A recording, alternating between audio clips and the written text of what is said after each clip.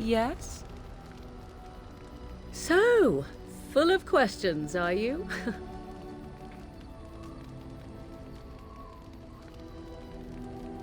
Well, that depends, does it not? What does she seem to be?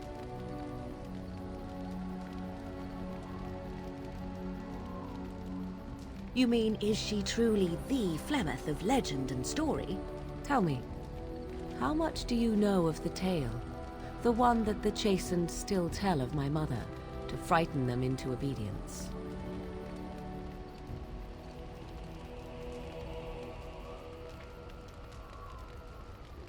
I can relay what Flemeth once told me herself, and you can decide whether or not 'tis the truth, if you desire.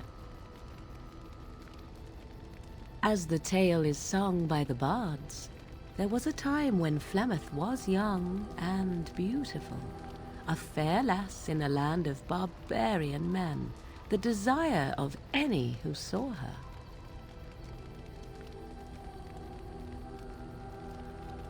Many centuries before this land was even named Ferelden. The tales say that Flemeth fell in love with Osen the bard and fled the castle of her husband, the dread Lord Conabar, and that he swore vengeance for her infidelity. In truth, my mother claims that 'twas Osen who was her husband, and Conabar the jealous lord who looked on from afar.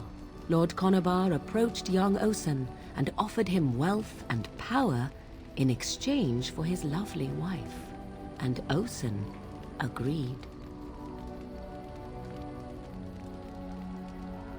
The life of a bard is a poor one, and love fades in the wake of hunger.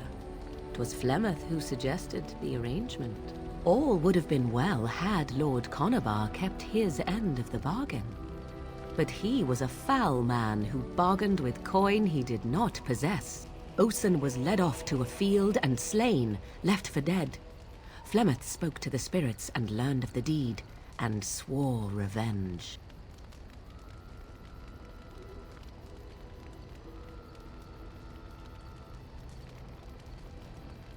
That was not the point.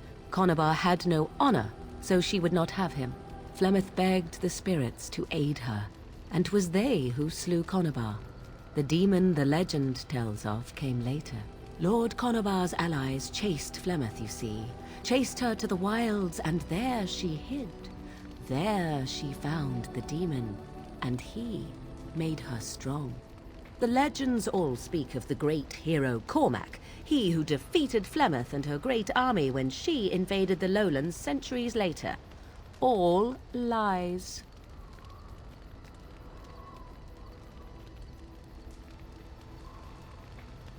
The truth of the matter is that there was never an invasion. As Flemeth tells it, the Chastened never raised an army under her banner, and she never fought with any warrior named Cormac. Cormac led a brutal civil war against his own people, and later claimed it was to vanquish evil that had taken root amongst the lords. Thus, he was hailed a hero. Flemeth was only attached to the legend much later. Perhaps 'twas due to the great war with the Chastened that eventually came, but Mother claims not to know how it began. I do not believe everything that Flemeth claims. Oft it seems her bitterness has colored her memories. But on the whole, yes, I believe this tale, if not all.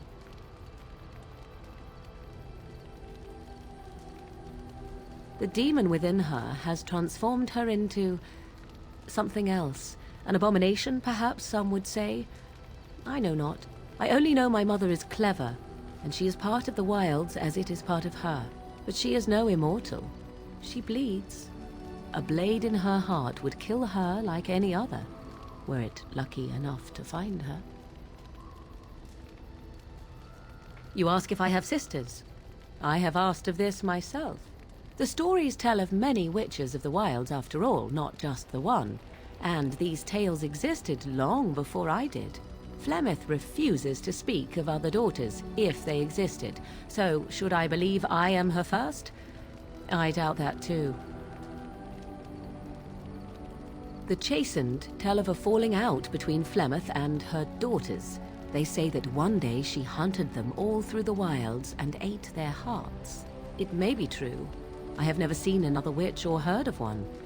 Perhaps one day Flemeth will eat my heart as well. How often is this usually? Always? If not always, then when is it not true? There are more things in this world and the next than you or I could ever hope to understand. What Flemeth became is a mystery. I suspect, even to her.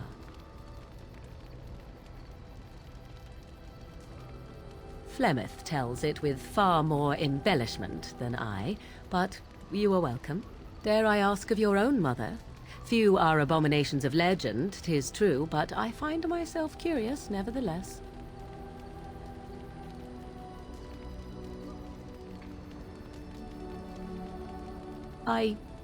Nothing. I wish to know nothing more. I find myself a little envious, to tell the truth. But it matters not. Let us move on.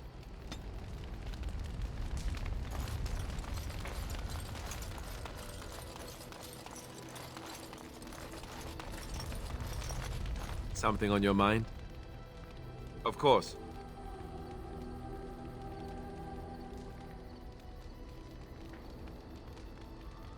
Have you seen the uniform? It's not only stylish, but well made. I'm a sucker for good tailoring.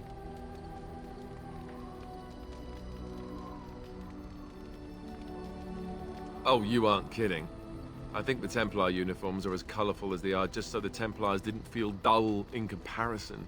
Last thing you want when you're about to take down some Maleficar out in the woods is to have him point and laugh at your taste in clothing, am I right?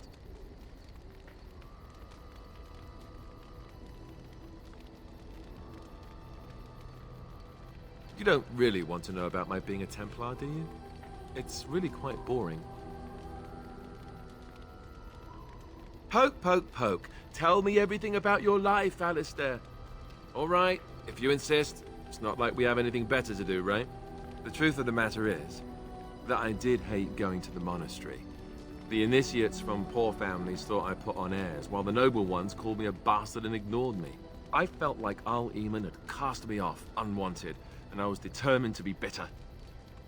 But I took some solace in the training itself, I guess. I was actually quite good at it. The education, mostly, but also the discipline. You need to have a disciplined mind in order to use the abilities we have. It was difficult, but rewarding. I never really felt at home anywhere, though, until I joined the Grey Wardens. And Duncan felt my Templar abilities might be useful when we encountered Darkspawn magic, so I kept it up. What about you? Do you have anywhere you consider home?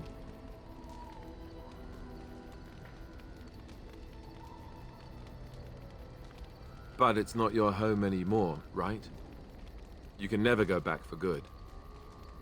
I think I understand how you feel. We won't always be traveling like this, you know? Once the war is over, once the Blight is... well, a time will come when we'll have to think about having a real home again. Though that seems like a far ways off. And I suppose the Grey Wardens are gone for good, either way.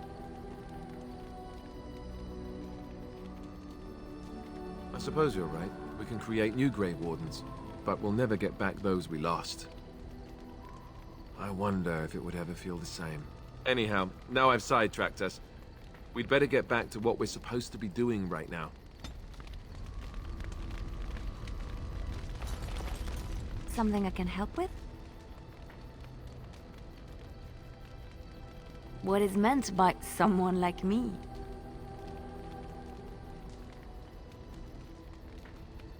And there were no beautiful, charming women in the cloisters, you think? You would be wrong. There were many lovely young initiates in the Lothering cloister, all of them chaste and virtuous. It added to their mystique, because then they were forbidden, and forbidden fruit is the sweeter, no?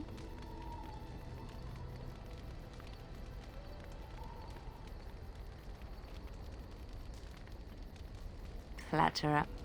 I, however, did not take vows, and so perhaps I am not as enigmatic? The Chantry provides succor and safe harbor to all who seek it. I chose to stay and become affirmed. We affirm our belief in the Maker, in Andraste and the chant, but other than that, there are no vows taken. I was a traveling minstrel in Orlais. Tales and songs were my life. I performed, and they rewarded me with applause and coin. And my skill in battle? Well, you pick up different skills when you travel, yes? Yes, of course. Let's move on.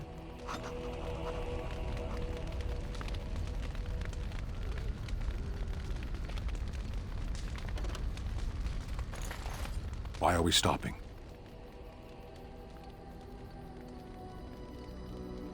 There are darkspawn to be fought. Is this delay needful?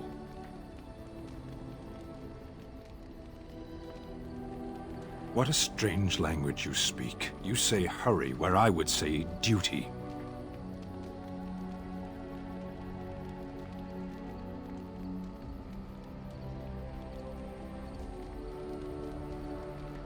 No.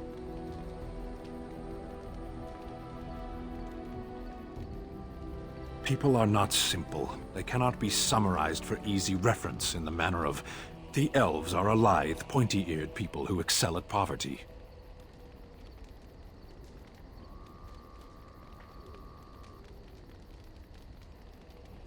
You are concerned. No need. I am fit enough to fight. I am. I have always fought in war, elf. My people have been at war since the moment we set foot in the Northern Islands.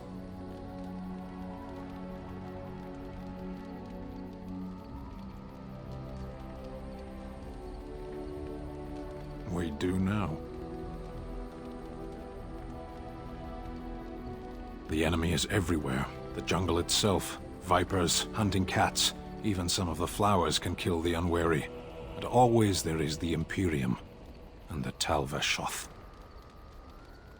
I do not see how this matters. Seheron and Parvolan are distant. Ferelden and the Darkspawn are immediate. As you wish.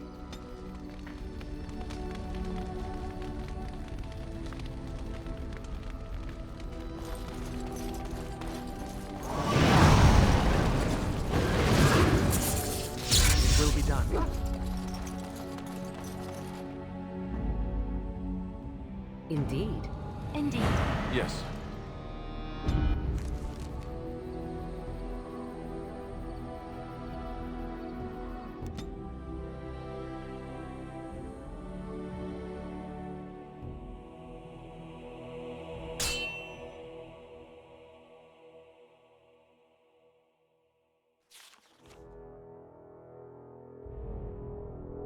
I bring word, sire.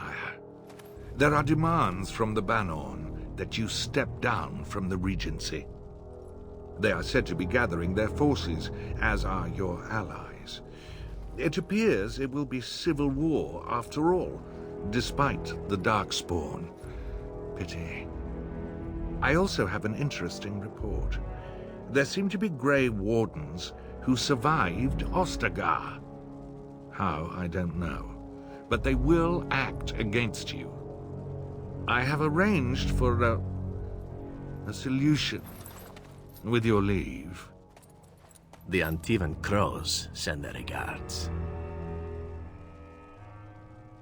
An assassin? Against Grey Wardens, we will need the very best, sire. And the most expensive.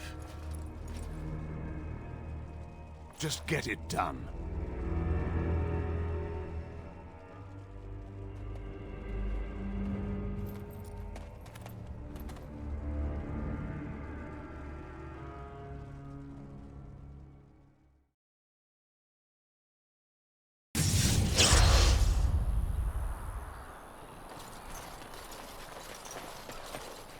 Something on your mind?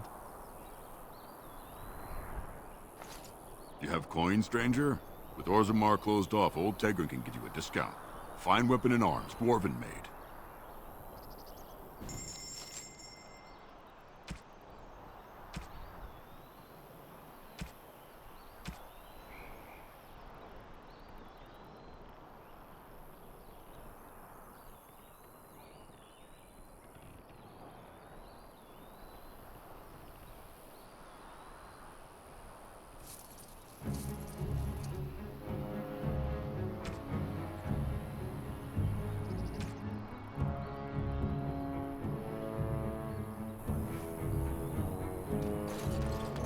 Of course.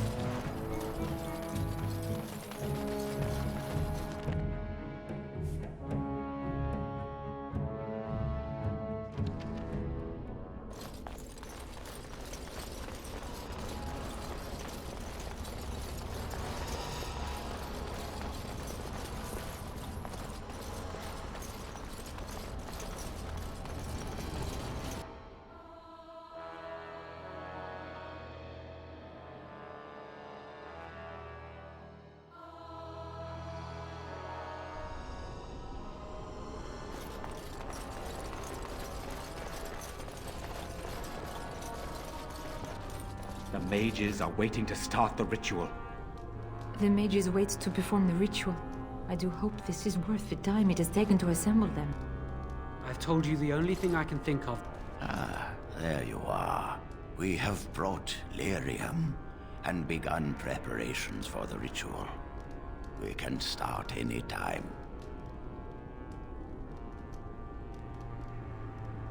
It truly depends on the manner of demon.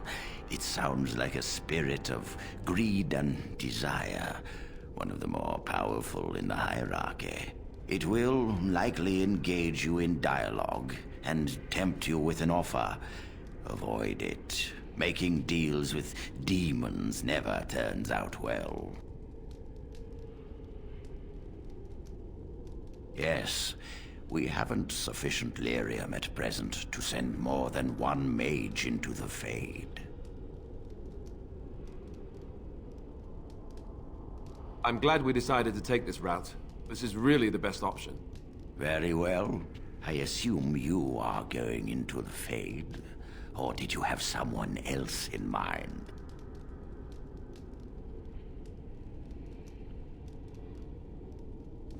Good. Let us get the ritual underway, then.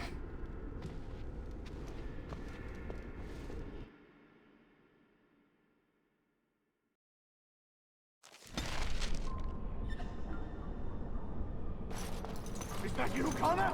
I can hear you! I'm coming! Is anyone out there? Hello? Father! Where are you? I don't understand. It's so cold. You there? Have you seen my son? I can hear him, but I cannot find him. This blasted fog has me turning in circles.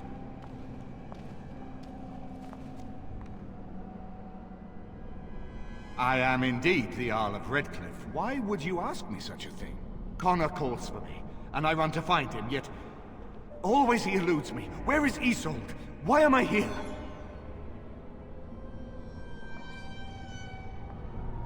What?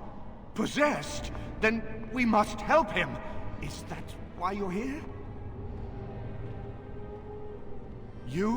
I do trust you. We must help my son. But I can never find him in this fog. You must find Connor. Please, I beg you. Blessed art thou who exists in the sight of the meek.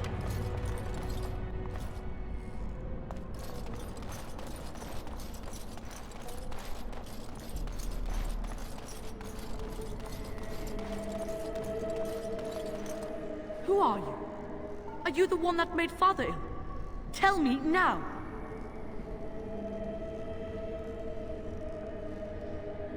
How do I know that? You could be a liar. You could be a demon.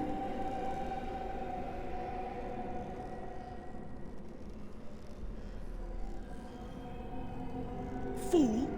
You won't get near. I won't let you.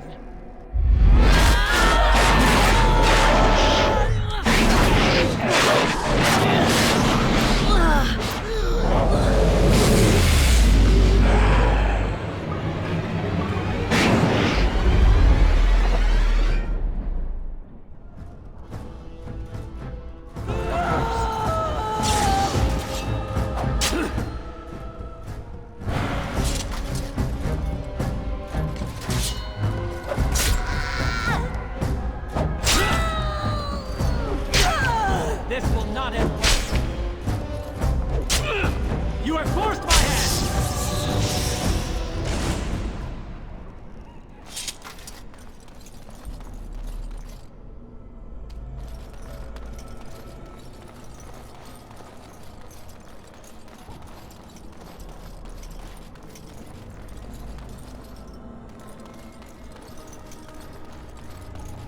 It will be done.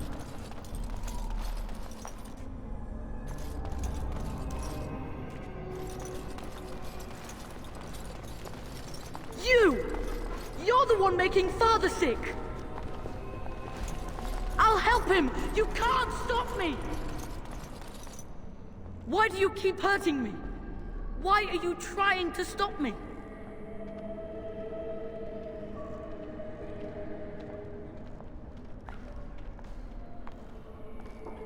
And if I were Connor, what would you say to him?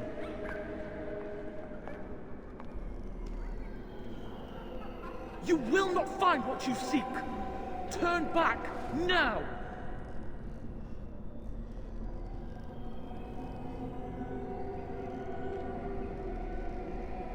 Trespasser! I will drive you out!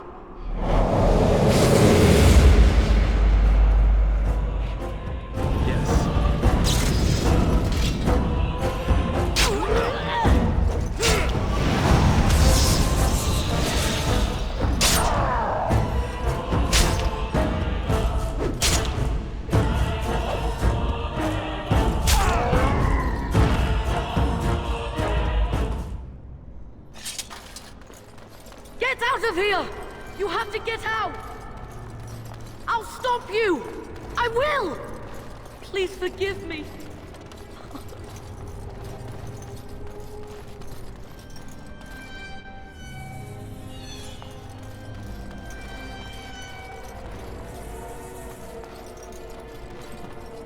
Father wanders, seeking me, trapped within my web.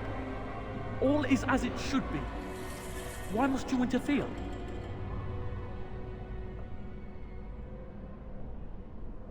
Connor invited her to come, and they struck a bargain. She has every right to do as she wishes. No, it is time for you to go now. Do not persist, or things will go very badly for you.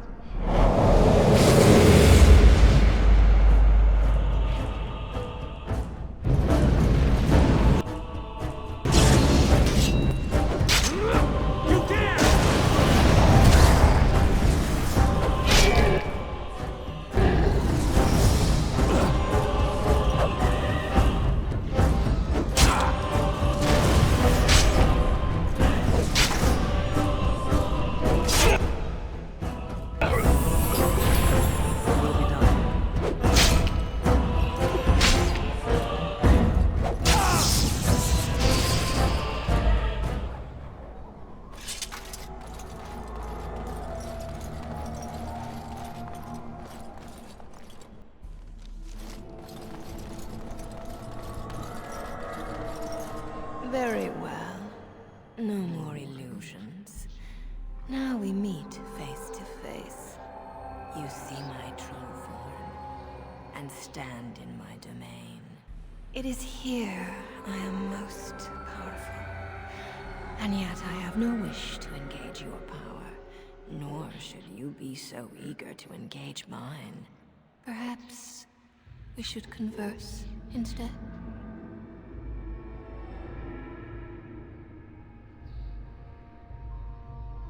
I am desire.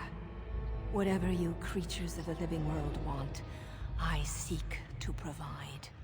Lust, power, greed.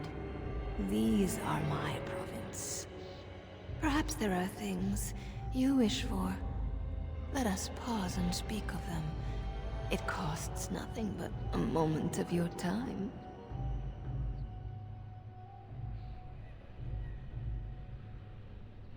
I possess the boy's soul.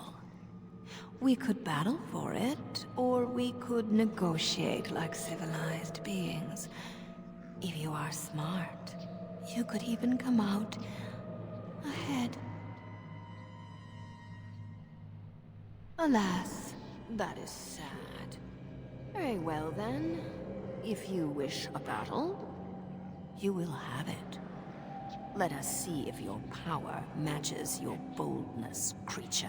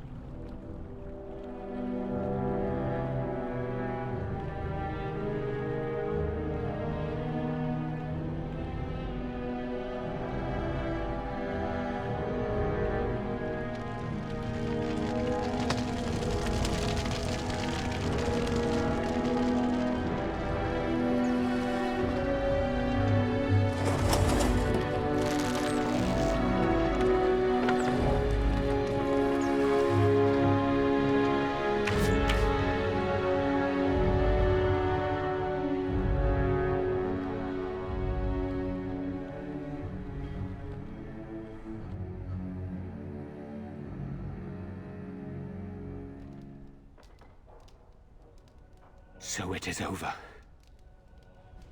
Connor is his old self. He does not seem to remember anything, which is a blessing. I suppose we will need to send him to the Circle of Magi's tower for training, once the war is over. It's so odd to think of the boy as a mage, of all things. Eamon has much to mourn and rebuild should he recover. But at least he could be thankful that both his son and wife are safe. I owe you my deepest thanks. I can scarcely believe Connor is the boy he once was. There is still the matter of Jowan. His poisoning Eamon began this whole mess, yet he lives. I must decide what becomes of him. We will hold him for Eamon to decide his fate. If he doesn't recover, Jowan's fate is sealed. What do you think?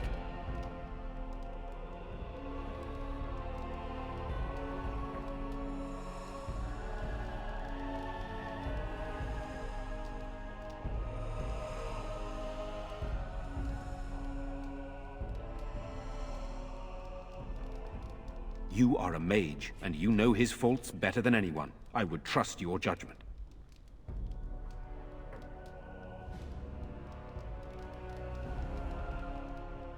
What do you mean? He is responsible for many of the problems here, and is a Maleficar as well.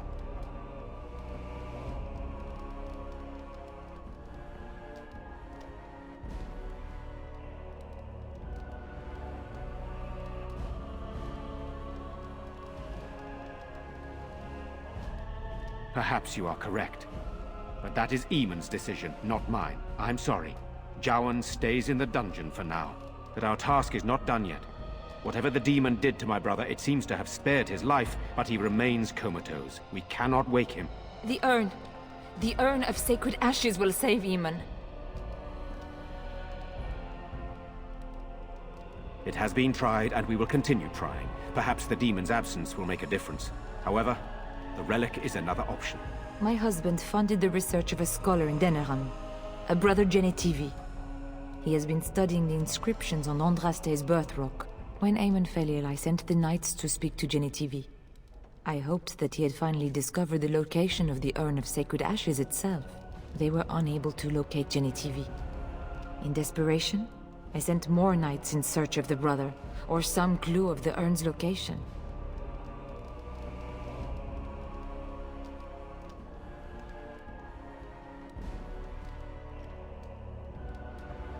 No one else can. Even if I wish to do it myself, I cannot abandon Redcliffe to its own devices. Perhaps you could seek out the brother's home in Denerim and see if any clues remain on his whereabouts. It is the only place to begin the search, I think. I must go to the hall and begin rebuilding. I wish you luck, and may the Maker go with you.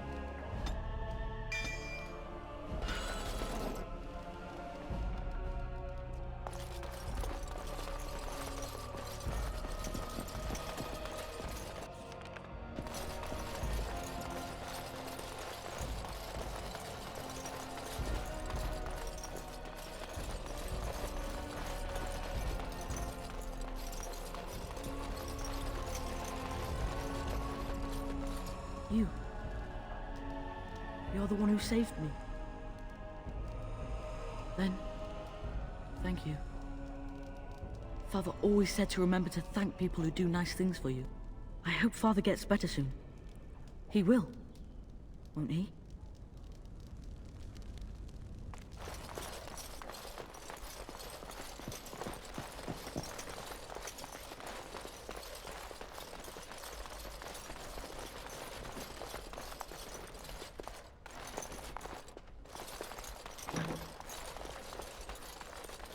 Yes.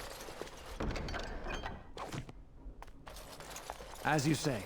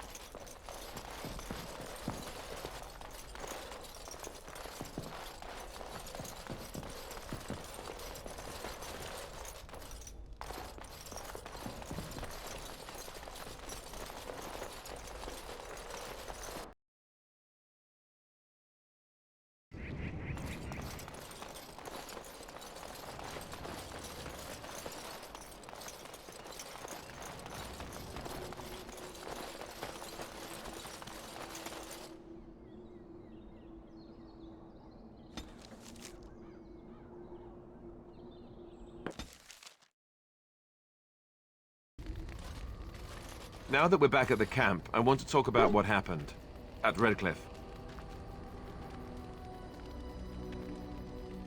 I just wanted to thank you. You went out of your way to save the Isle's family, and you did it. Even though it would have been easier not to. There's been so much death and destruction. Well, it makes me feel good that at least we were able to save something. No matter how small. I owed the Isle that much.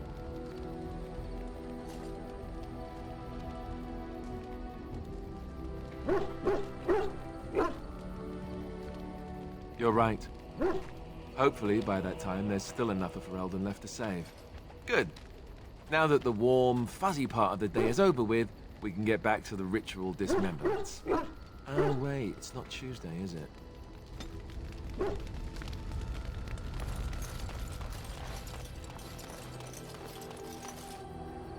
If there's anything I can do for you, please, I'm...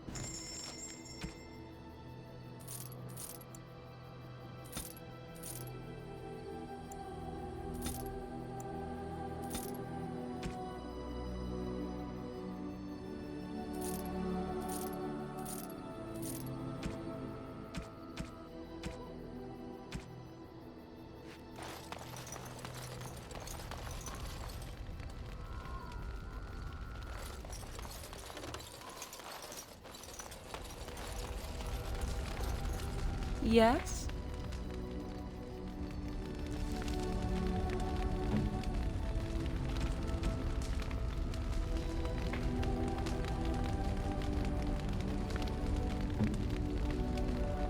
Oh, how dear of you. Thank you so much.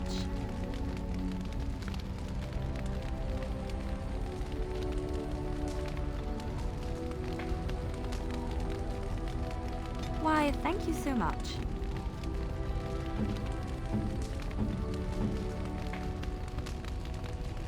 A generous gift. Thank you ever so much.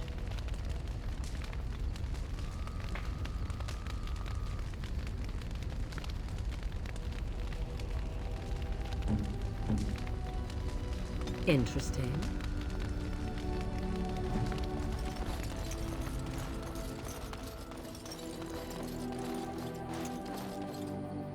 You and your friends are formidable folk, indeed. It's good to have...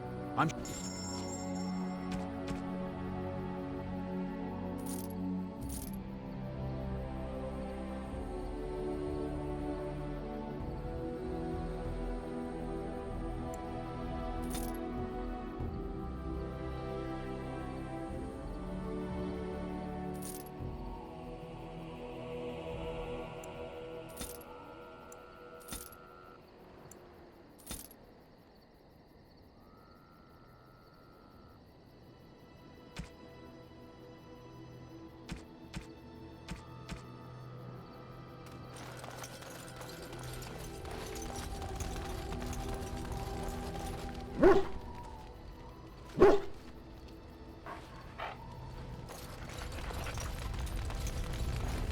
Yes? Something you need? Yes? What's on your mind? Where did you hear this?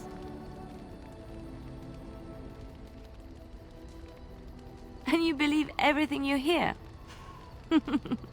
Not all minstrels are spies. Most are just singers and storytellers. But some of them are what we call bards.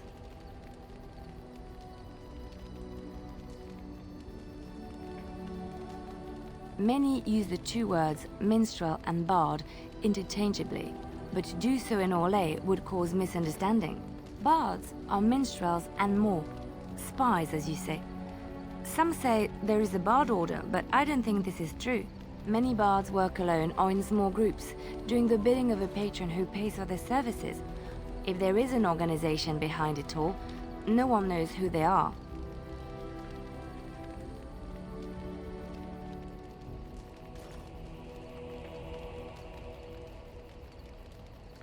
What do you think? They infiltrate, steal, sometimes assassinate? It depends on the bard.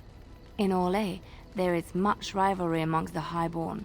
They fight over land, influence, and the favor of the Empress. But they could not do this openly because it is impolite, and in public, they wear smiling faces and pretend to be civil.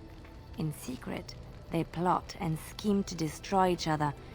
It is a game completely meaningless to anyone but its players.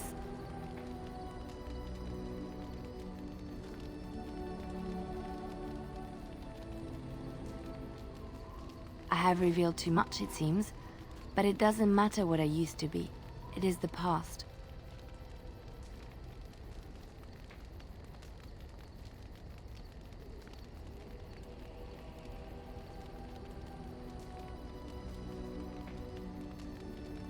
The excitement of the life wears off very quickly, I'm afraid. I found myself in Ferelden and sheltered from bad weather in the Chantry. And when the storm passed, I just did not want to leave. I like to say the Maker brought me here.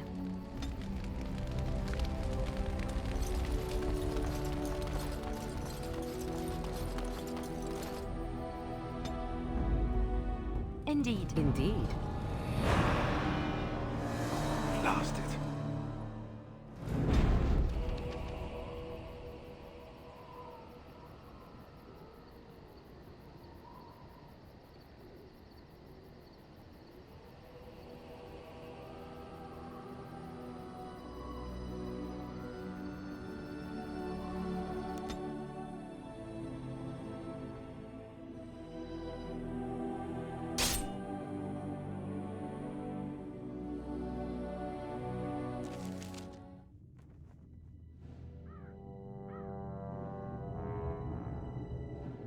Sire, I have more news. Yes. Well, it seems that the fighting has gone Enough. exactly as you... I would like to know what you intend to accomplish, Father. Should we not be fighting the Darkspawn instead of each other? The nobility should be brought into line and then the Darkspawn defeated. This is no true blight, Honora. Only Kaelin's vanity demanded it be so. Beg pardon, sire. But blight or no, we may not have the manpower to face the Darkspawn soon. Kaelin approached your legions for support, did he Never! not? Marek and I drove those bastards out! Not roll out the welcome for them now! We need help, Father. We cannot deal with this crisis alone. Ferelden will stand on its own! I will lead it through this, Honora. You must have faith in me. Did you kill Kaelin? Kaelin's death was his own doing.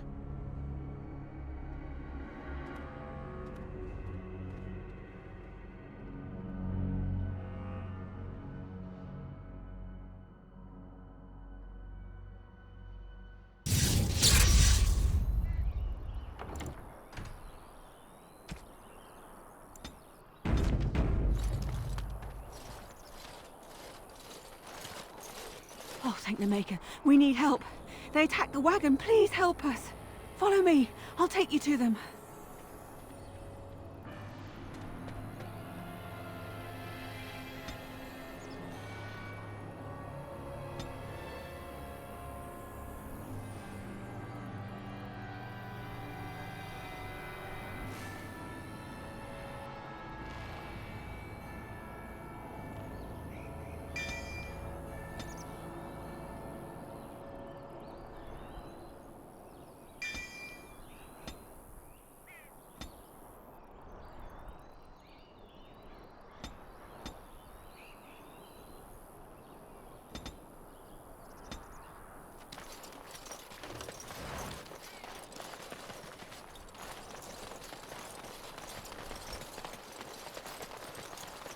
Trap right ahead.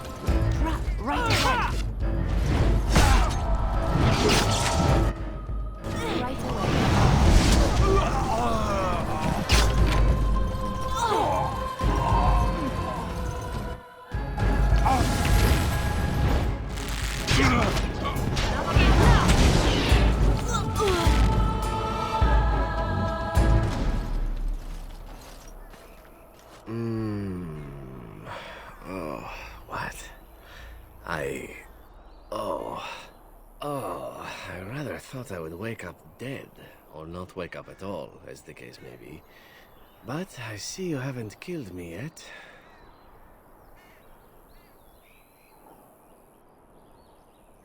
Of that I have no doubt. You are most skilled. If you haven't killed me, however, you must have kept me alive for some purpose, yes?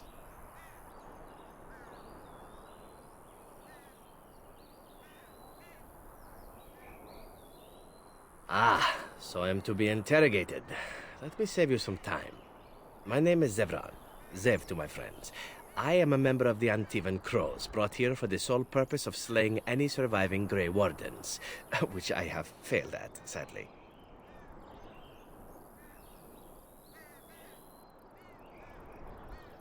So would I be, in your shoes. For me, however, it sets a rather poor precedent, doesn't it?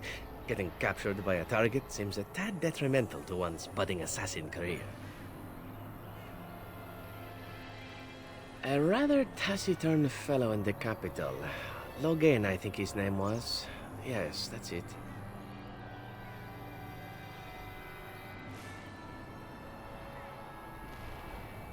I wasn't. If I had succeeded, I would have returned home and the Crows would have informed your Logain of the results, if he didn't already know. If I had failed, I would be dead, or I should be, at least as far as the Crows are concerned. No need to see Logain then. What can I say, huh? I am an eternal optimist. Although the chances of succeeding at this point seem a bit slim, don't they? No, I don't suppose you'd find that funny, would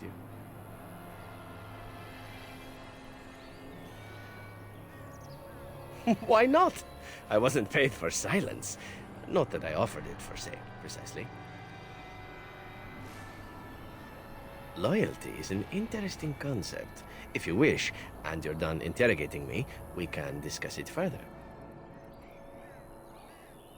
Well, here's the thing. I failed to kill you, so my life is forfeit. That's how it works. If you don't kill me, the Crows will. Thing is, I like living. And you obviously are the sort to give the Crows pause, so let me serve you instead. I happen to be a very loyal person. Up until the point where someone expects me to die for failing. That's not a fault, really, is it? I mean, unless you're the sort who would do the same thing, in which case I don't come very well recommended, I suppose.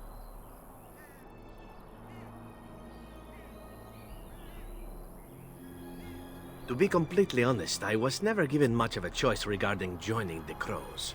They bought me on the slave market when I was a child. I think I paid my worth back to them plus tenfold. The only way out, however, is to sign up with someone they can't touch. Even if I did kill you now, they might just kill me on principle for failing the first time. Honestly, I'd rather take my chances with you. What? You're taking the assassin with us now? Does that really seem like a good idea?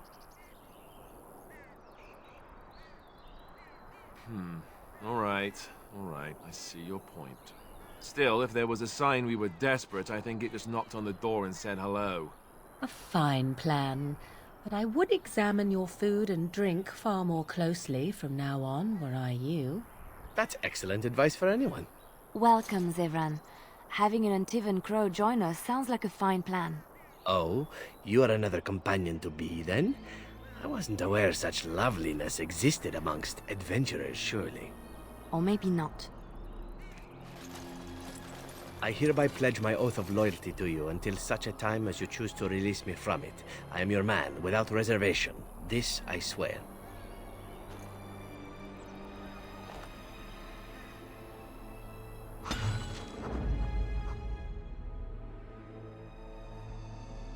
Blood and damnation!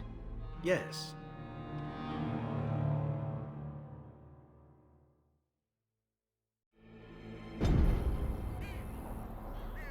As you say.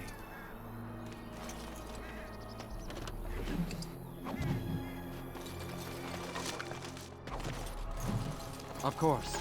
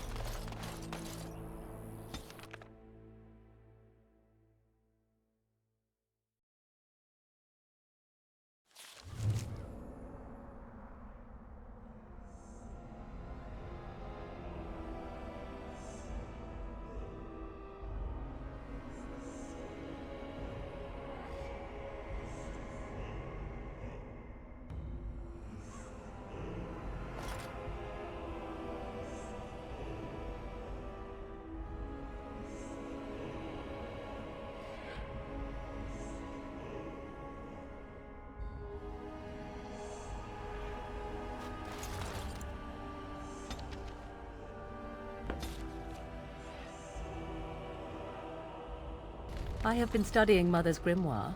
Do you wish to hear what I have found? 'Tis not what I expected. I had hoped for a collection of her spells, a map of the power that she commands. But this is not it.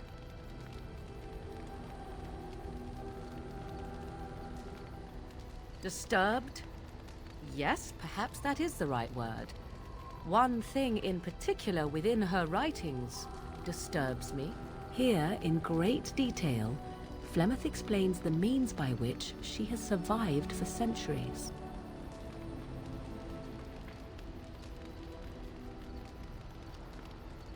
That is closer to the truth than you might think. Flemeth has raised many daughters over her long lifetime. There are stories of these many witches of the wilds throughout chastened legend, yet I have never seen a one, and always wondered why not. And now I know. They are all Flemeth. When her body becomes old and wizened, she raises a daughter, and when the time is right, she takes her daughter's body for her own.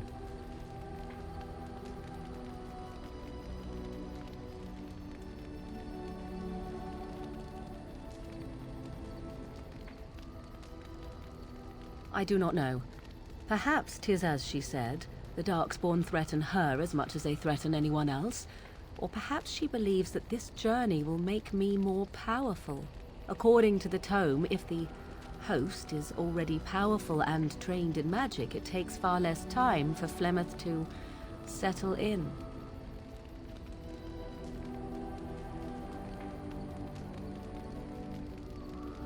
Not by any natural means. Perhaps I should take this as a vote of confidence from her on my capabilities. Or perhaps she simply wished me gone from the Korkari wilds so she could prepare her ritual in peace. A disturbing thought.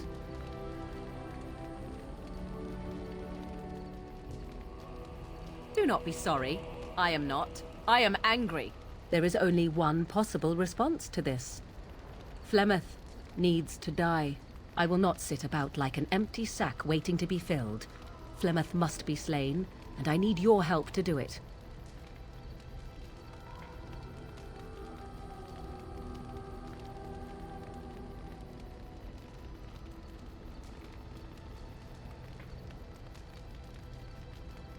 Then what needs to be done is for you to go back to Flemeth's hut in the Korkari wilds without me. If I am present when she is slain, I cannot be certain that she will not be able to possess my body right then, so I must remain at the camp. Confront her and slay her quickly. I doubt she will truly be dead even then, but it will take her years to find a new host and recover her power, if that is even possible. The thing I must have is her true grimoire. With it, I can defend against her power in the future. Everything else in her hut is yours.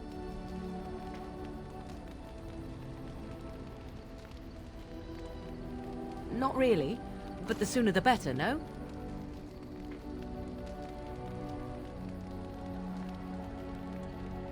I am grateful. The sooner this can be done, the sooner it will set my mind at ease.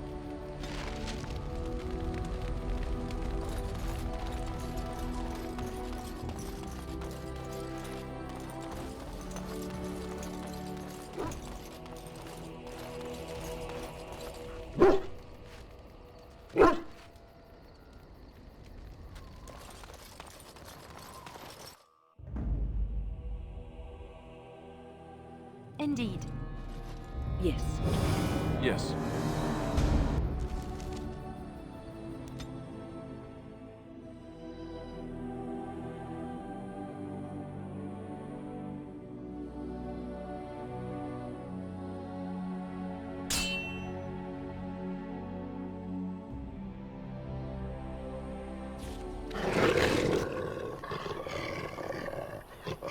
Right ahead.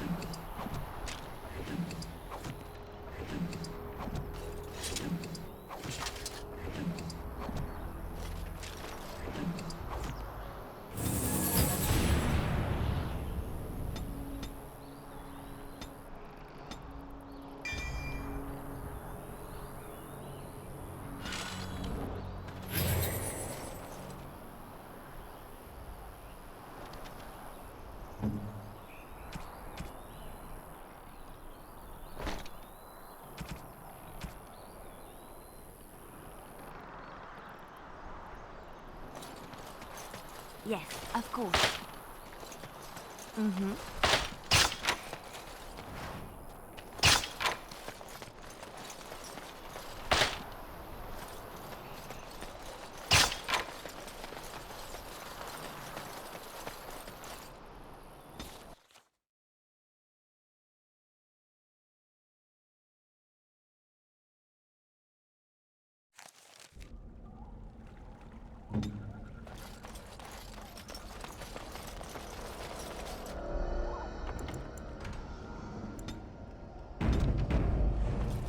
And so you return. Lovely Morrigan has at last found someone willing to dance to her tune. Such enchanting music she plays, wouldn't you say?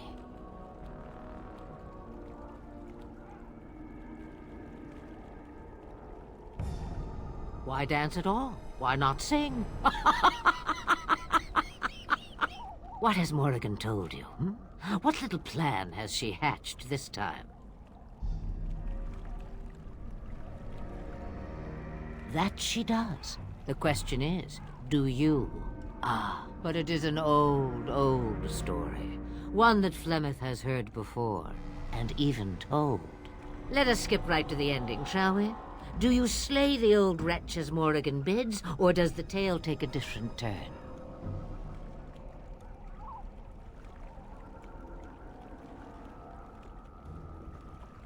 Morrigan wishes my grimoire?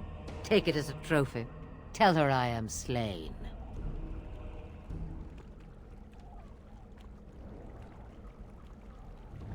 We believe what we want to believe. It's all we ever do. I go. Perhaps I surprise Morrigan one day. Or I may simply watch. It would be interesting to see what she does with her freedom. Enlightening, even. Would you give an old woman that? Shame. What will it be, then?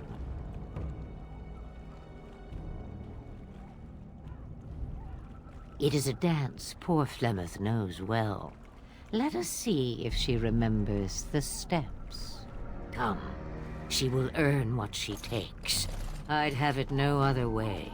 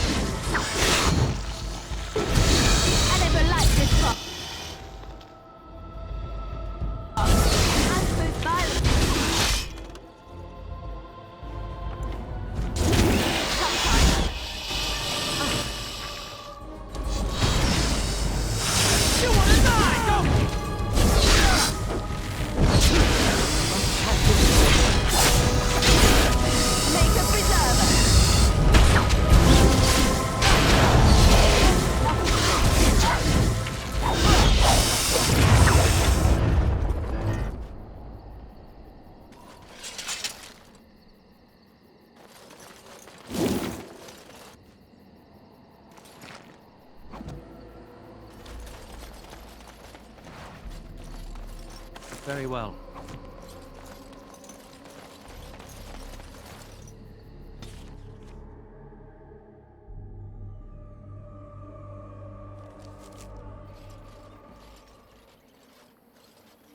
Hold, outsider.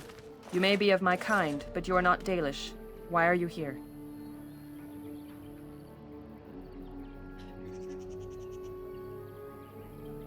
And what business is that?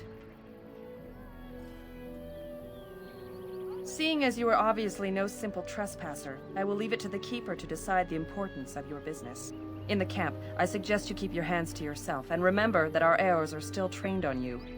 Follow me.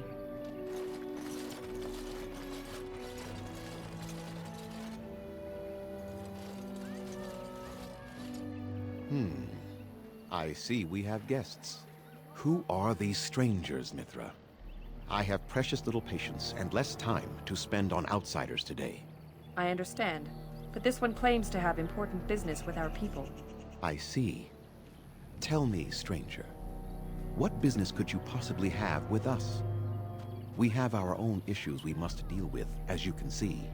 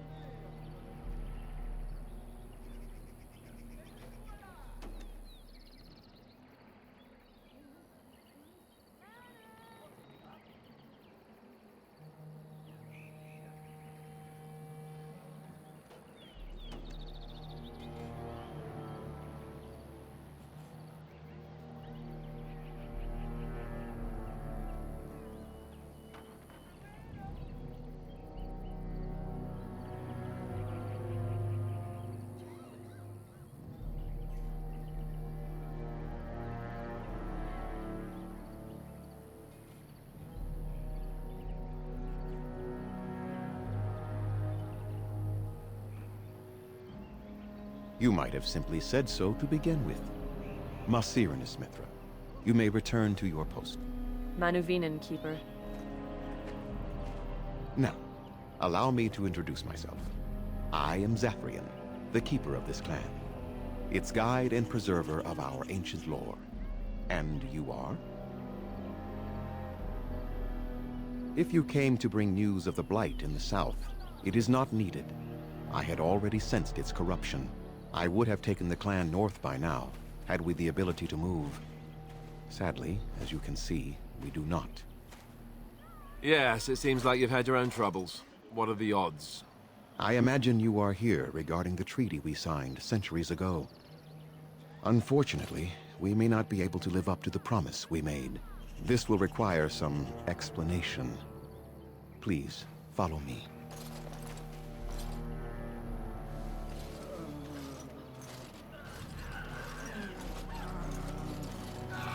The clan came to the Brazilian forest 1 month ago, as is our custom when we enter this part of Ferelden. We are always wary of the dangers in the forest, but we did not expect the werewolves would be lying in wait for us. They ambushed us, and though we drove the beasts back, much damage was done. Many of our warriors lie dying as we speak. Even with all our magic and healing skill, we will eventually be forced to slay our brethren to prevent them from becoming beasts. The Blight's evil must be stopped, but we are in no position to uphold our obligations. I am truly sorry.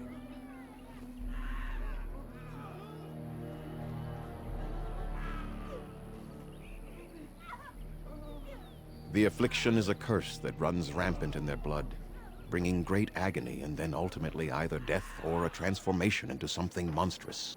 The only thing that could help them must come from the source of the curse itself, And that would be no trivial task to retrieve. Within the Brazilian forest dwells a great wolf. We call him Witherfang. It was within him that the curse originated, and through his blood that it has been spread. If he is killed and his heart brought to me, perhaps I could destroy the curse. But this task has proven too dangerous for us. I sent some hunters into the forest a week ago, but they have not returned. I cannot risk any more of my clan.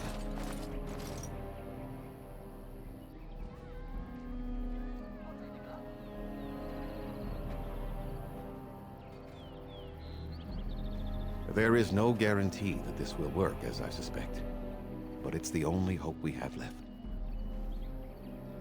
I must warn you that more than werewolves lurk in the Brazilian forest. It has a history full of carnage and murder, you see. Where there is so much death, the veil separating the spirit realm from our own becomes thin, allowing spirits to possess things, living or dead. But if you can indeed help, then I wish you luck. Make them quick, if you please. I have much to do here. My apprentice Lanaya or Sayrel, the clan's storyteller, could provide you with answers just as easily. Watch for the white wolves. They are his eyes and ears in the forest. There is not much to say. It stemmed originally from Witherfang, but now any werewolf may infect someone with it. No. The ones from this forest, however, do.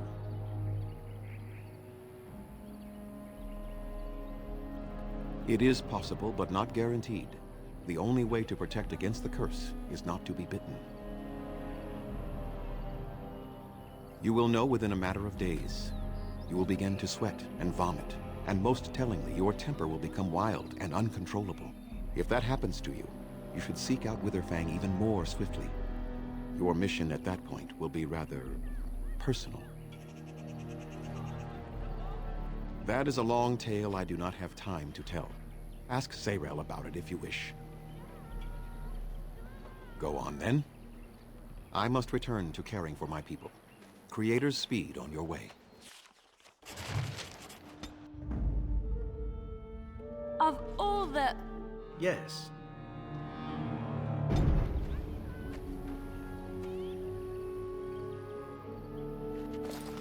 My mother was Dalish. They are a proud people, those who refused to bow to defeat. What are you doing? You've warped the wood completely. Did you leave it out in the rain? No, Master Ferrothorn. I think I just used too much heat. You're not smelting ore like a Durgenlin. This is living wood. It requires patience and delicate hands, not more heat. My actions bring me sorrow, Master Ferrothorn. And so they should. Truly the art will be lost to us forever at this rate. Throw away your dead wood and start anew, and I shall speak to our guest. Now then, please forgive my distraction, stranger. Is there something that you need? I'm the clan's craftsmaster. It's my responsibility to learn what I can of the ancient elven arts of shaping wood and ore. In truth, we Dalish know little of the art compared to what we once did. And even what we know has taken us many lifetimes to achieve. There is wood that, if treated properly, is as hard as steel but far lighter. It grows only in this forest. Ironbark. The Keeper has forbidden us from entering the forest to collect the wood. This means I cannot make our finest crafts for years to come. I would be hesitant to ask it of you, but if you should come across ironbark, I suppose there would be no harm in gathering some. It is blue and very distinctive. You can only harvest the bark which has fallen off the tree from age. Now, if you find some, bring it to me, and I will craft it for you. I excel in making blades from the ironbark, or perhaps a breastplate, provided there's enough wood, that is. That would please me, so long as our hunters come first. I am no merchant, but let us trade. Perhaps there's some...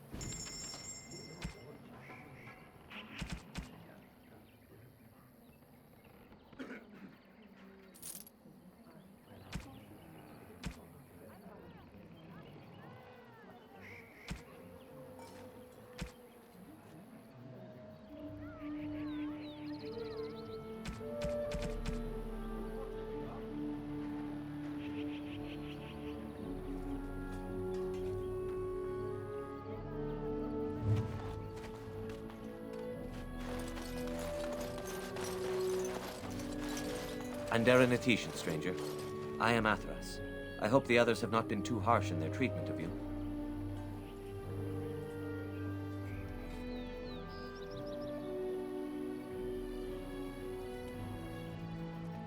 That is very generous of you. Most would assume we are unkind as a rule, and that is not the case. Especially not to a Grey Warden. But we have lost much, and it is easy to forget simple niceties at such a time. I understand you will search for the wolves in the Brazilian forest. I would join you, but Zathrian has forbidden me. We are banned from entering the forest now. I have more cause than most, but I will not disobey my keeper. I suppose there's no harm in telling a fellow elf, but surely you have greater concerns than any problem of mine, no? Well, perhaps you could help me with it. I would certainly appreciate anything you could do. My wife Denilah and I both fought the werewolves in the ambush. She was injured so gravely, the curse spread rapidly in her. Zathrian fought hard to ease her pain, but there was little he could do. And though he says that Denilah is dead, he will not let me see her body. I am beginning to believe she became a werewolf, and that it is being kept from me so I do not go chasing after her. If I could just know if Denilah is alive, or what happened to her, then I could be at peace.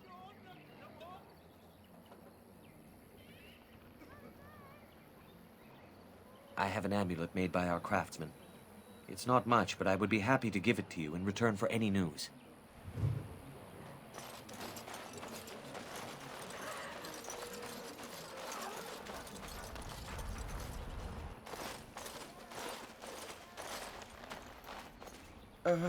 Hello?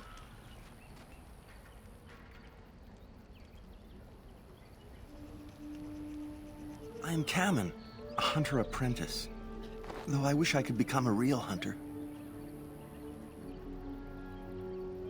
I shouldn't be talking about this to an outsider. You wouldn't understand.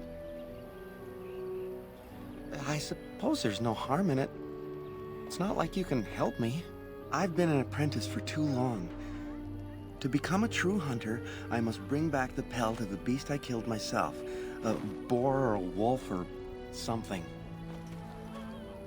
I wanted to hunt in the forest, but we're forbidden to enter for our bonding. Now, I don't even want to see it.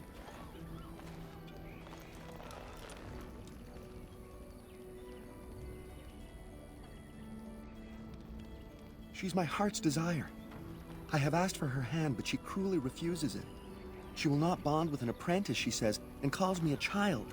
I am no child. If I was a hunter, I could prove it, but I cannot hunt, and Gaina will never bond with me. I feel so helpless. I shouldn't have brought it up. Just leave me to my misery. You think I haven't thought about this? There's nothing I can do. I suppose you could, but what good would that do? The situation hasn't changed. Really? I'm willing to try anything.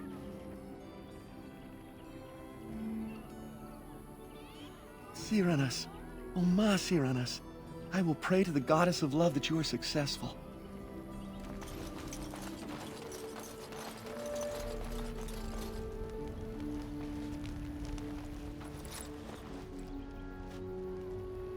Andaren Atishan, outsider. You spoke to him? What did he say?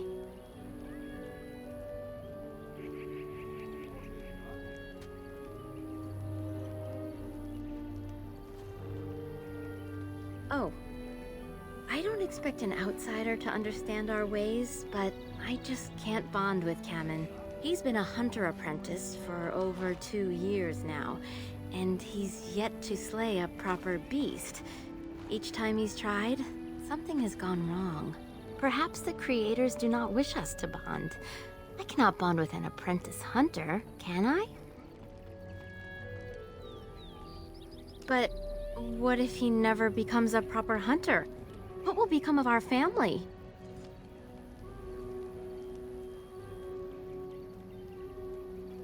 Oh, you are right! I have made poor Kamen miserable. No wonder he cannot complete his hunt. Ma Cyranas, thank you. You have helped me put this into perspective. I will go and speak to Kamen.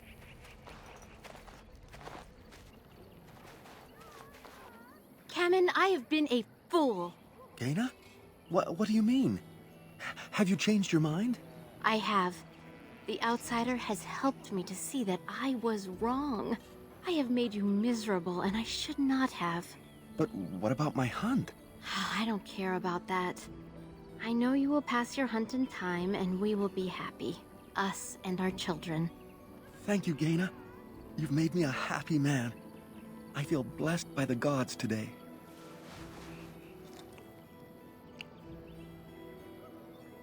We are both very grateful for the part you've played in bringing us together. How marvelous you are. I am so happy. Here, take this. It's been in my family for a very long time, but I hope it plays some part in your battle against the Darkspawn. It's the very least we could do.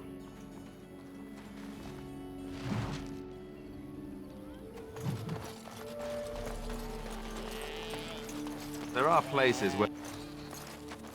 Who comes? Oh, I beg your pardon, stranger. I was so busy attending to the Hala, I did not hear your approach. They are the noble beasts that pull our Aravel, what humans call land ships. They are our companions and our guides.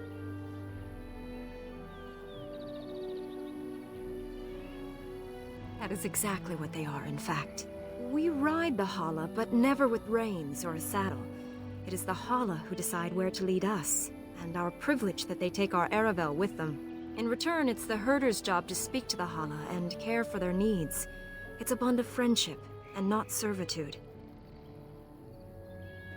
I fear she may have been bitten during the werewolf attack. I have tried speaking with her, but she is too agitated for me to understand.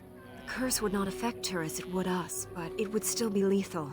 And it may prove contagious to the other Hala as well. I can find no wound on her, but if she's truly ill, then I will have to put her out of her misery. For her sake, as well as that of the others. I don't know. Do you have any skills that might help her?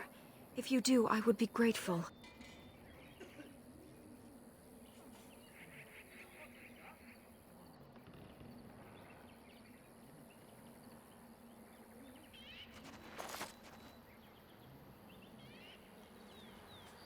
No. No, I'm sorry. She isn't calming any more around you than she is for me.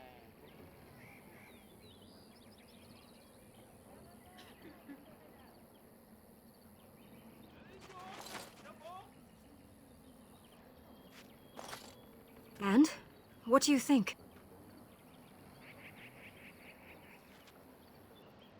I am glad you attempted it regardless.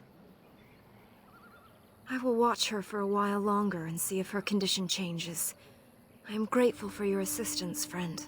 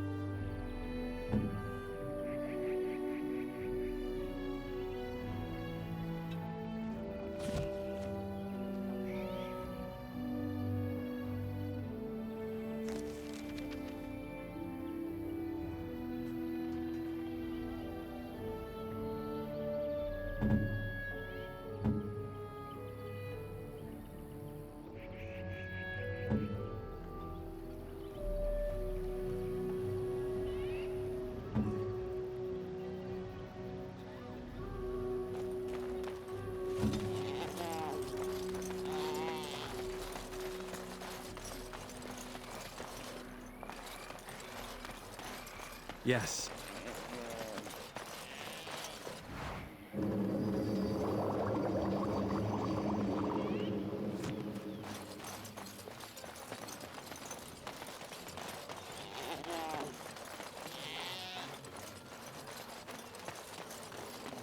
As you say.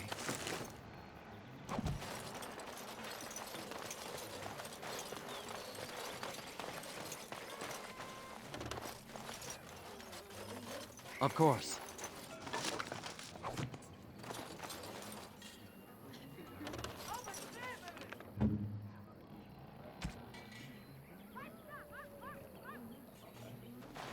It is good to see you again. I am no...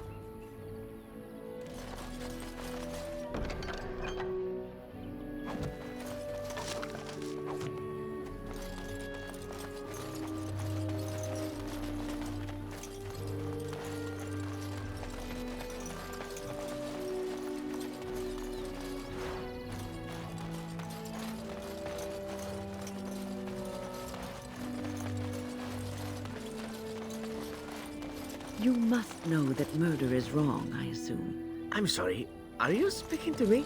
That is why you wish to leave your crows. A crisis of conscience. Yes, that is exactly it. Joke if you wish, but I have the feeling that deep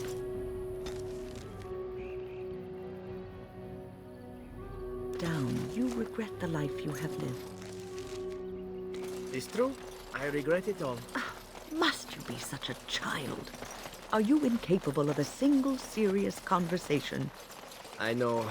I'm terrible and it makes me sad.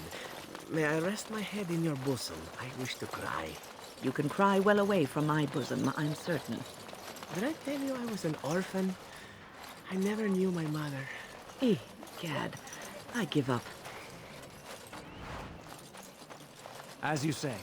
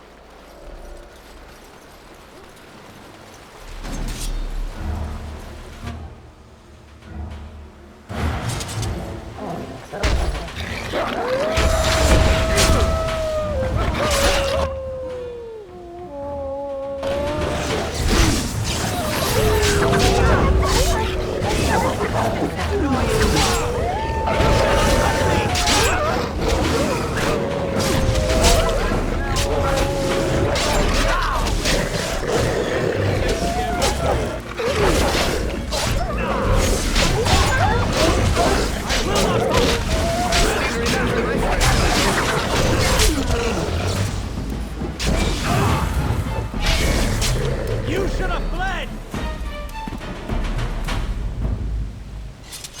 Can we not drive these animals off?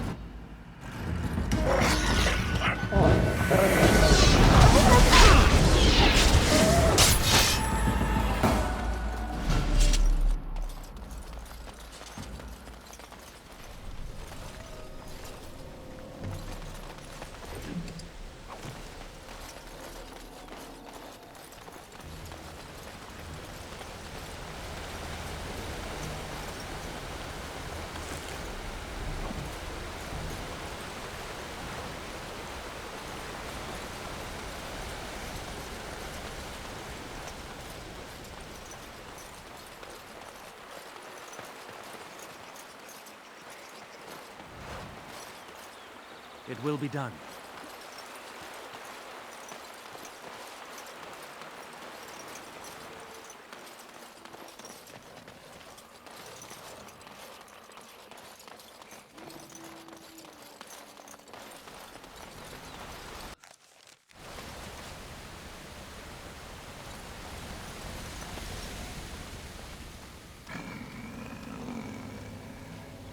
The Watchwolves have spoken truly, my brothers and sisters.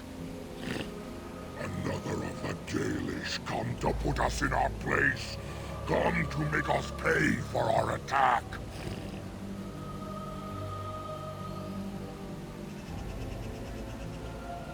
It makes no difference to us. One elf is as good as another, especially when they are dead. You speak to Swift Runner. I lead my cursed brothers and sisters. Turn back now. Go back to the Dalish and tell them that you have failed. Tell them we will gladly watch them suffer the same curse we have suffered for too long. We will watch them pay.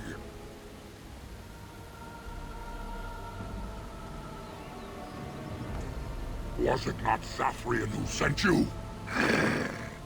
He wishes only our destruction, never to talk.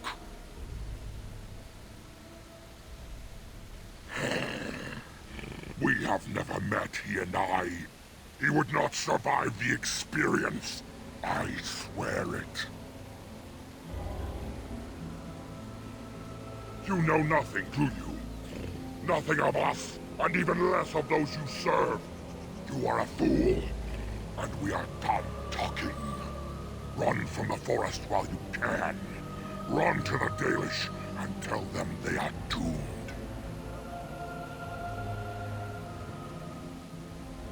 I do not wish to fight you either, but we cannot trust you. Come, brothers and sisters, let us retreat. The forest has eyes of its own, and it will deal with intruders as it always has.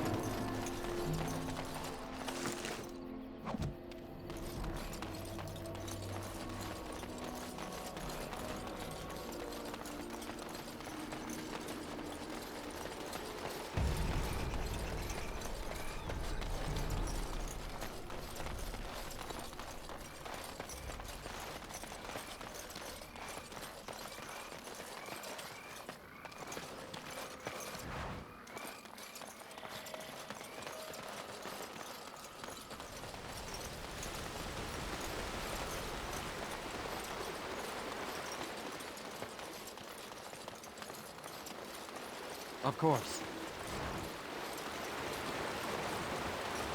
Very well.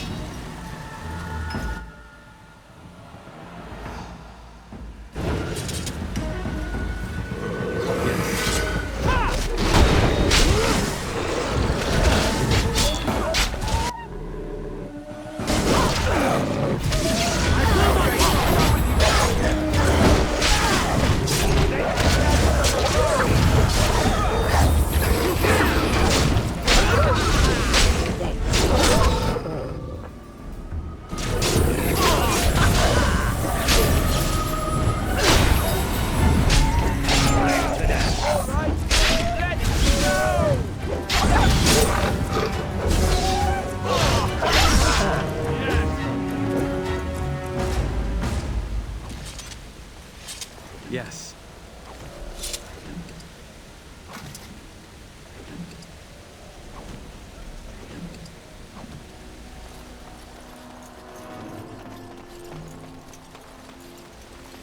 It will be done.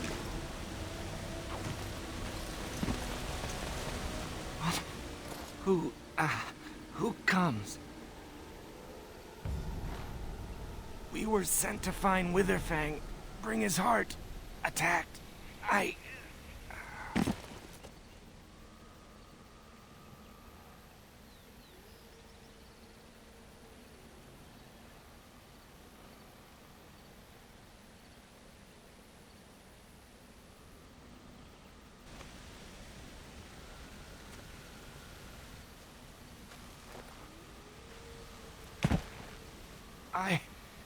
Where am I?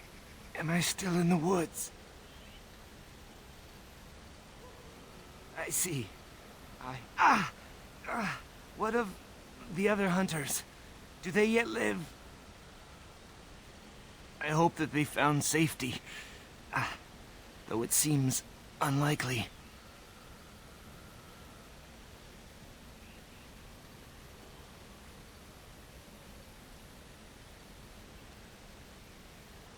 Traces only. We did not see the great wolf itself. Before the werewolves attacked. We tried our best, but too many. Pain!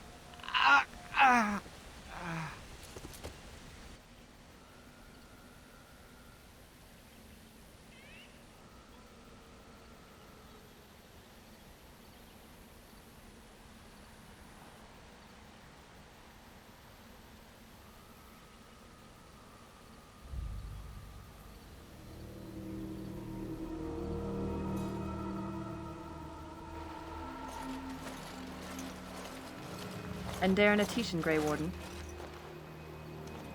Our scouts saw you approaching and tell me you carry the body of one of our hunters with you. Dagon. He is wounded, but I think he will live. Mas Siranas, your help is appreciated. Come, Lethaline, let us take Dagon to the Keeper, and quickly. If we are lucky, we may still save him.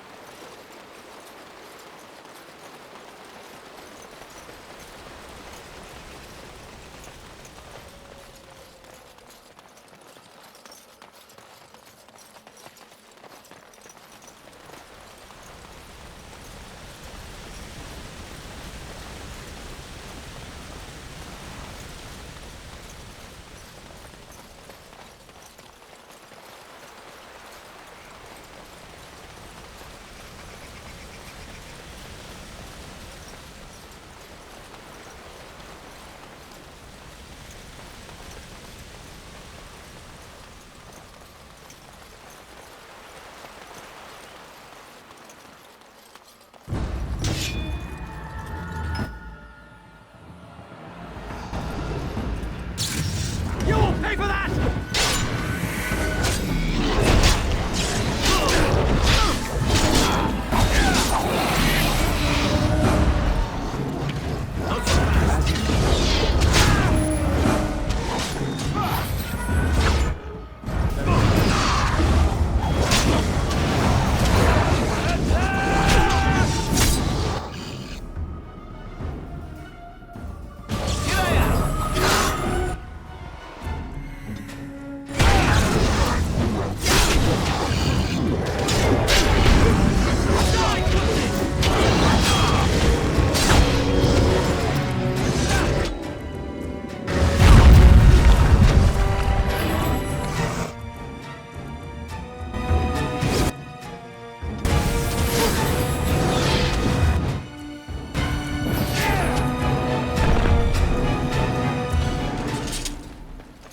These are vile and tainted creatures. As you say.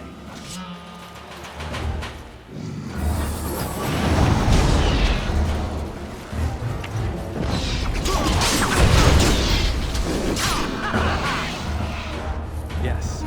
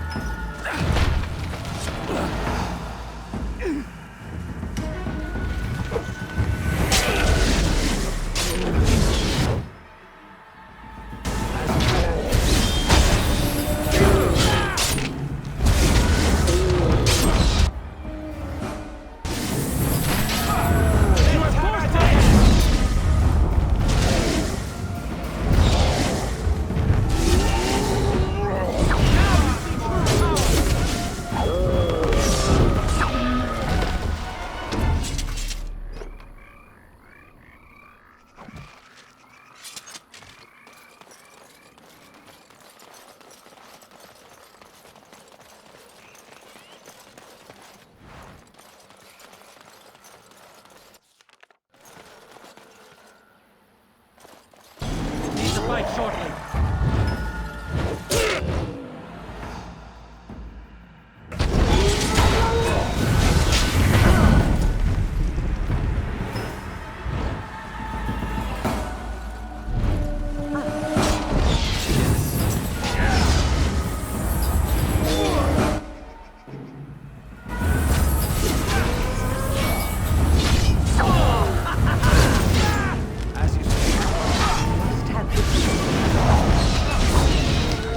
Now we play a little.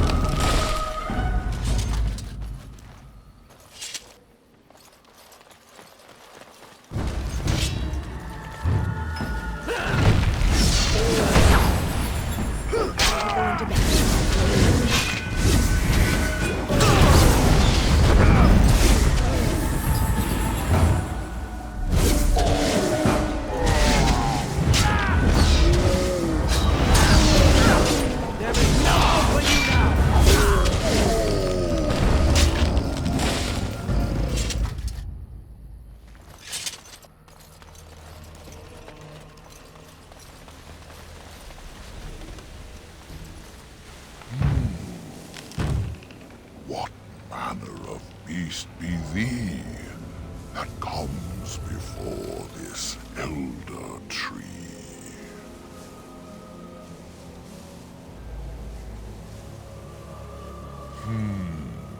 Aware, thou sayest?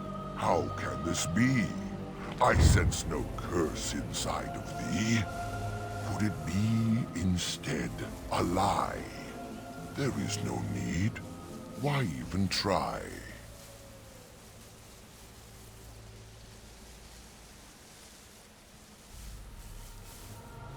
Ah, yes, I remember thee. Long ago, the elves roamed free, their numbers few and passing fast, until one eve we saw their last. Allow me a moment to welcome thee. I am called the Grand Oak, sometimes the Elder Tree. The world is certainly full of marvelous, unexpected creations. Each day we see something that we never thought possible. And unless thou thinkst it far too soon, might I ask of thee a boon?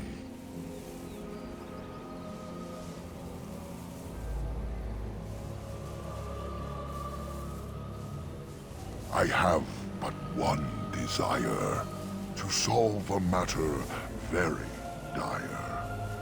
As I slept one early morn, a thief did come and steal an acorn. All I have is my being, my seed. Without it, I am alone indeed. I cannot go and seek it out, yet I shall die if left without.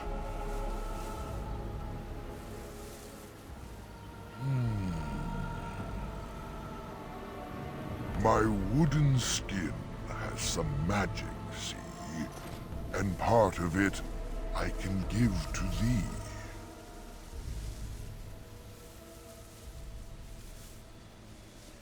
The forest would see thee as a tree, and so no harm would come to thee.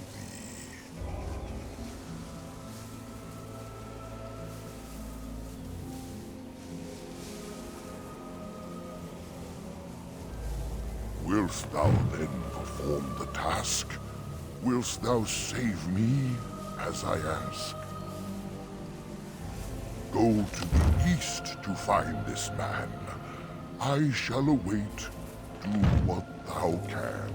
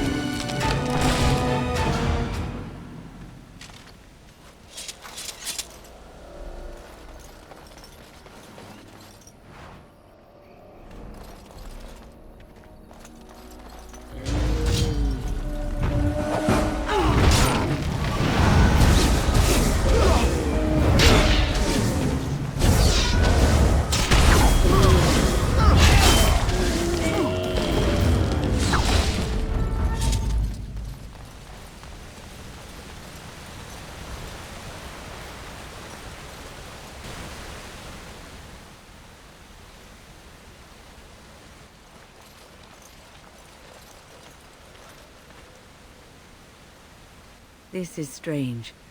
The werewolves would not use such a camp, would they? Whoever this belongs to must be nearby.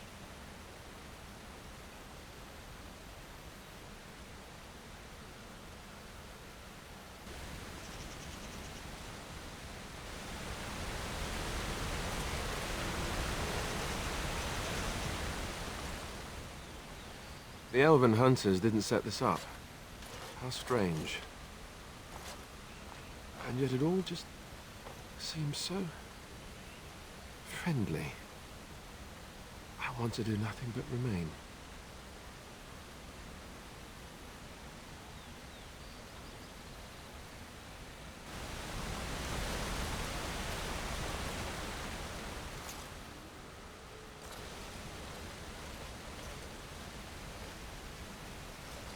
You know, if it's not the same to you, why don't we sit down for a while?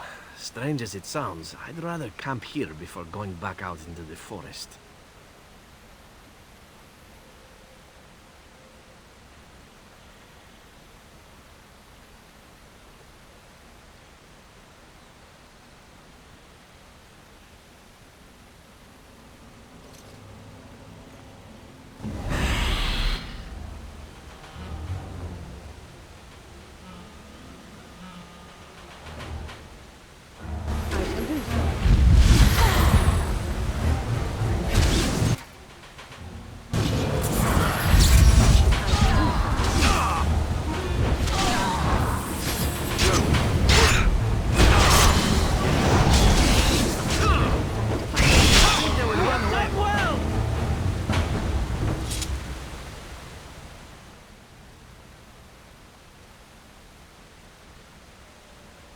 How long has that spirit lingered there, and how many has it preyed upon?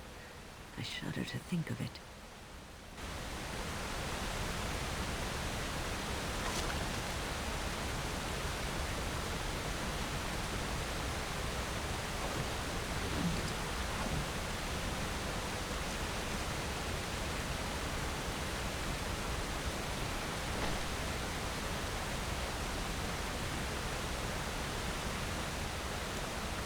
As you say.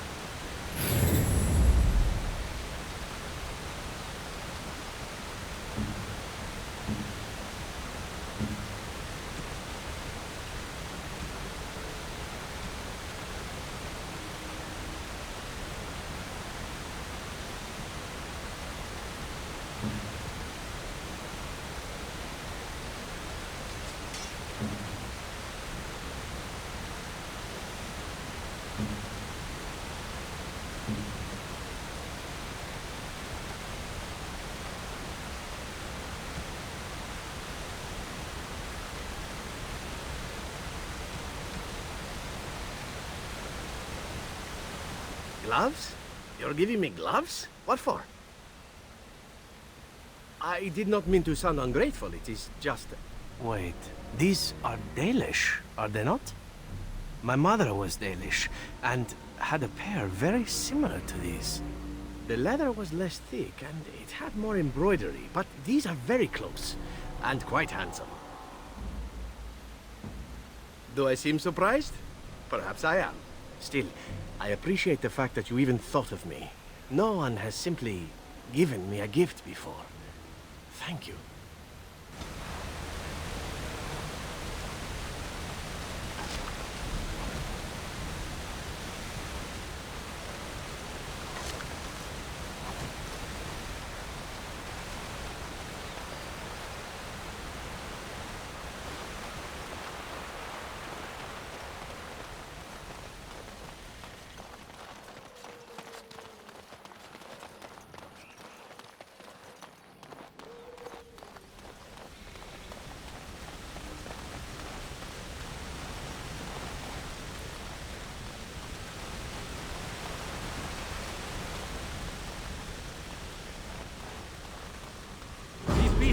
bloody dangerous.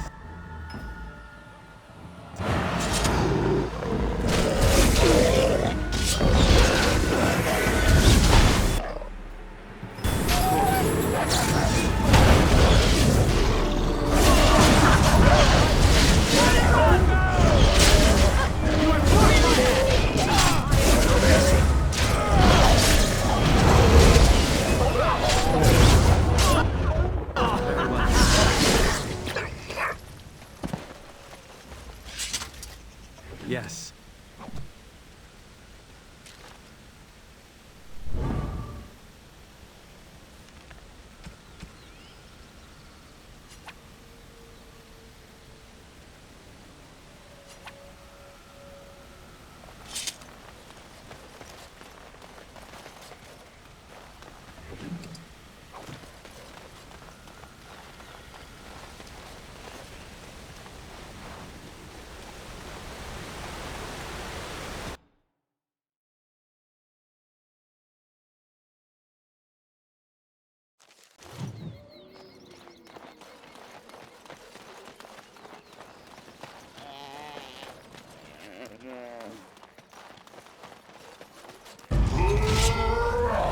So shall it be!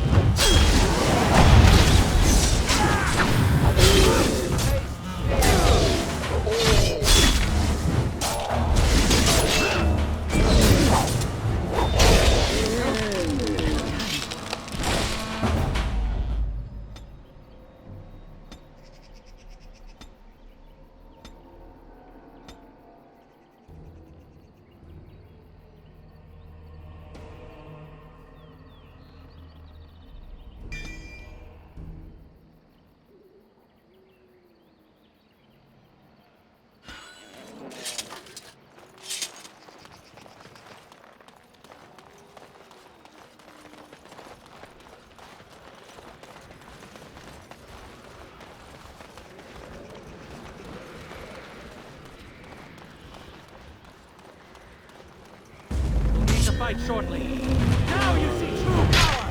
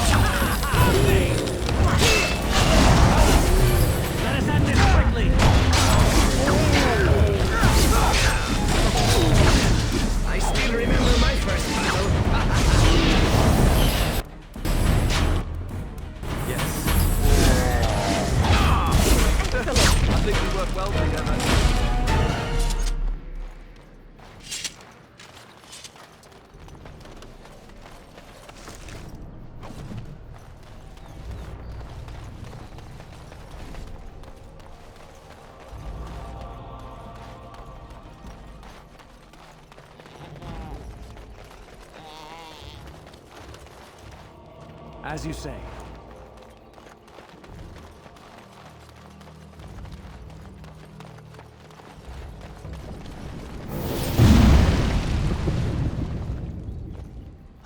Oh dear. Not a werewolf and not a spirit even. What are the woods coming to? Mayhap I did and mayhap I didn't. Have you come to claim it back?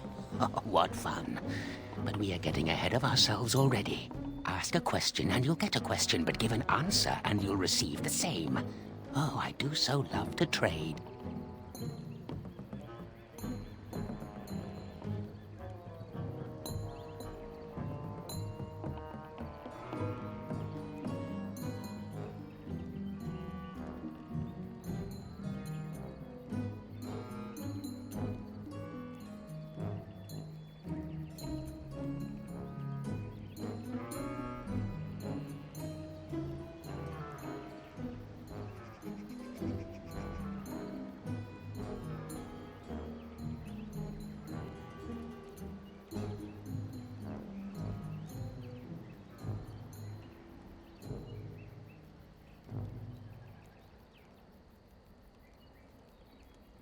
Wouldn't I have to ask you a question first?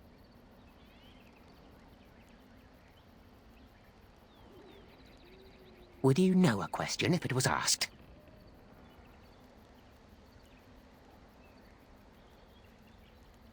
I don't know. Are you mocking me?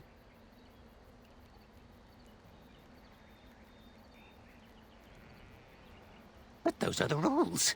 A question for a question, an answer for an answer. Were you not listening? Be careful, Grey Warden. This is no ordinary man.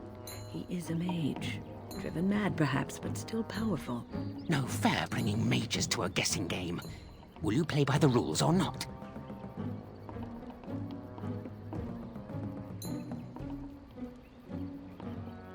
I think it is your turn to ask, is it not?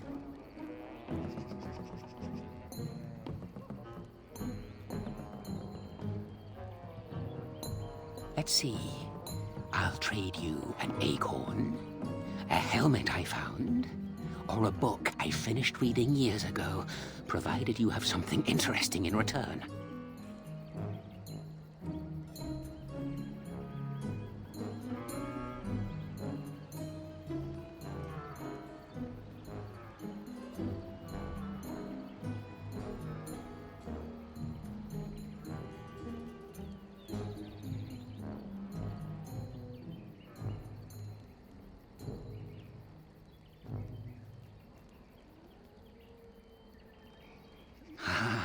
Suddenly it all becomes clear. You here, that talking tree there, it all makes sense now. As a matter of fact, yes. I do have that tree's acorn. I stole it, and it was easy. Silly tree should have locked it up tighter. If you want it, you'll have to trade me for it. And nothing from that silly tree. No leaves or branches or anything. But that's all I have to say about that. An answer for an answer. There you go.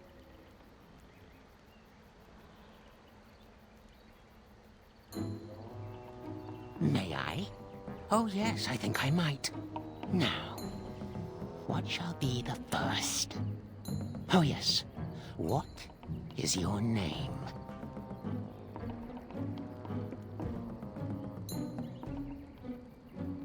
Aha, so you claim. They sent you, didn't they? But you're too tricky, and you're trying to fool me. Well, I'm on to you, just so you know.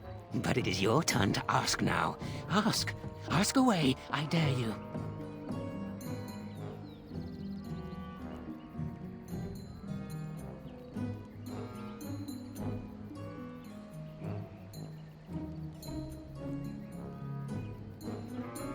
Yes, I live here, and it's not as bad as you think.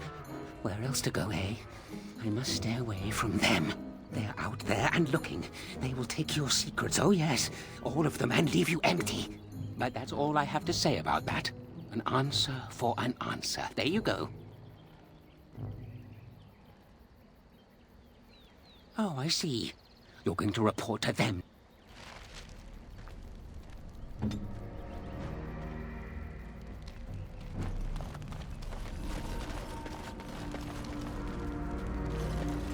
On it.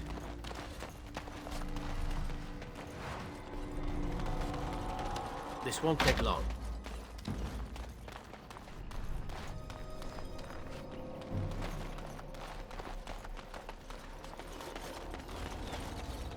As you like.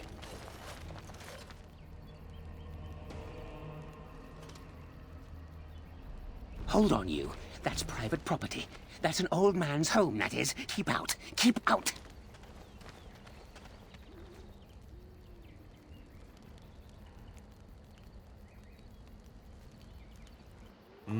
No offense, but might I try? I've got a quick hand, after all. Ha, let's see. Oh, when was the last time I slipped my hand into some dark hole?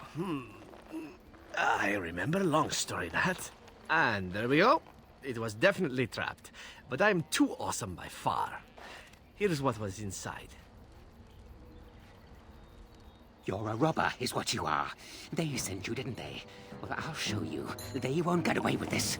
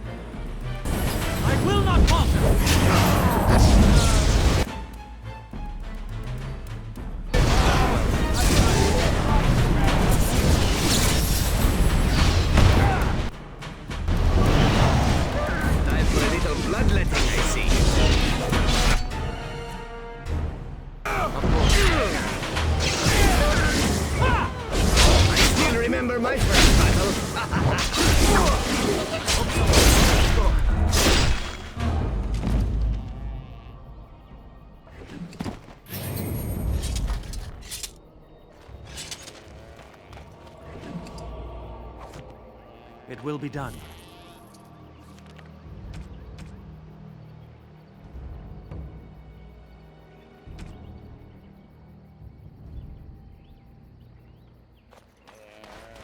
Let us do this. As you like.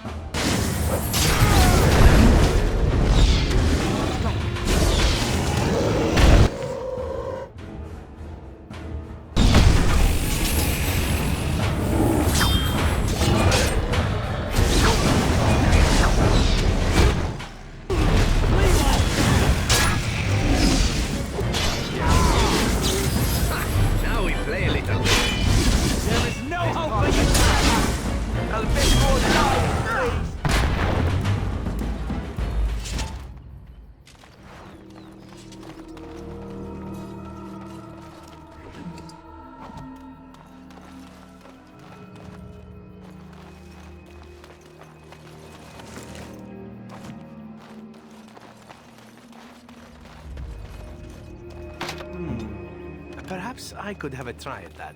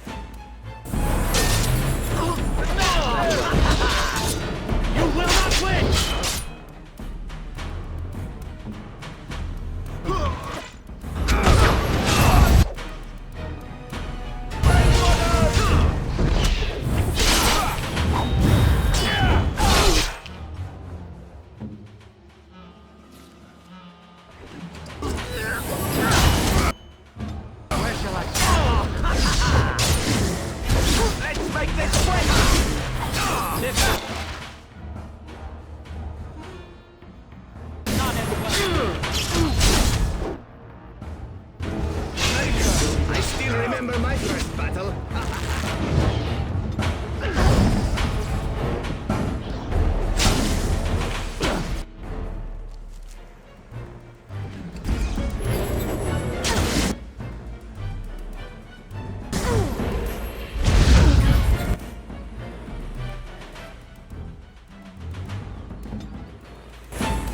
As you said.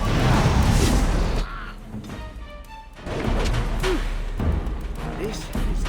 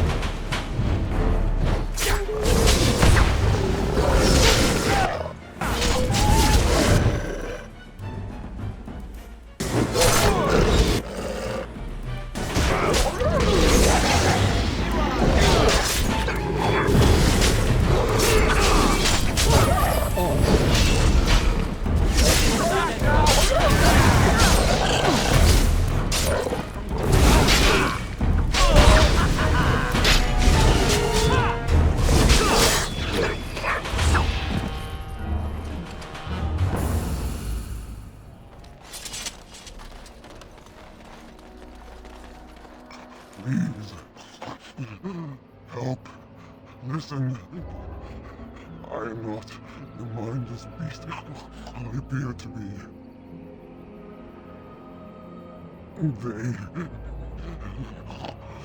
I am cursed, turned into this creature. The curse, it burns in me. I fled into the forest. The werewolves, they took me in, but I had to return. I had to. Careful. These werewolves might have laid a trap for us or something. You never know. You are an elf, but not one of the Dalish. I was until my change. Have you seen my clan?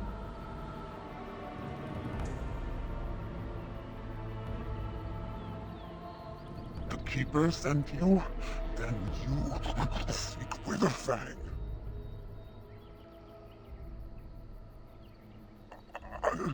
I have, but it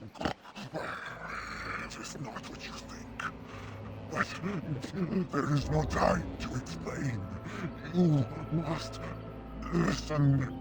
My name is Delilah. My husband, he is called Athras. Please, you must bring him a message. The staff I wear. Bring it to him. Tell him I love him. Tell him I am dead, and with the gods, I beg you.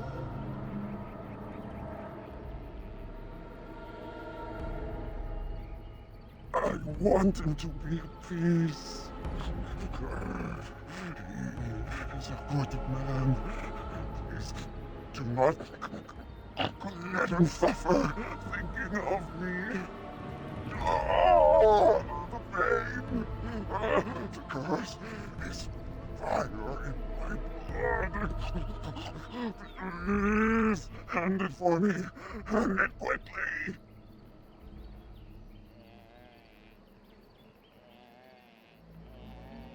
I will tell you what I know if you promise to end my pain.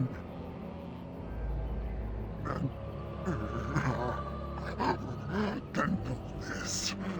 The werewolves are no longer violent animals. They have overcome the curse like I have. There is a ruin in the center of the forest. You may find them there. They will think you mean to kill them. I can tell you no more. The pain, it is too much.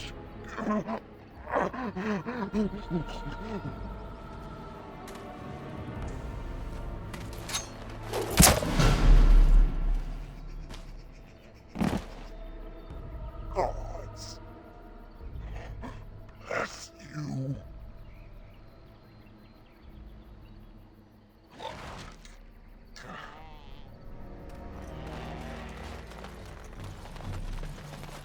As you say.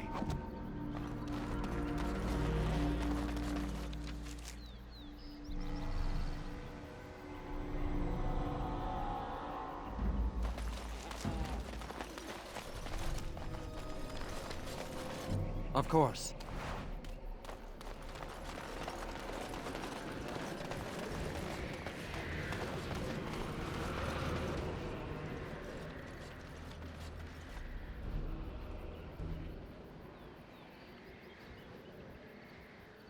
I do not think we made any progress. We could barely see our way through the mist, and now we are back at the beginning again.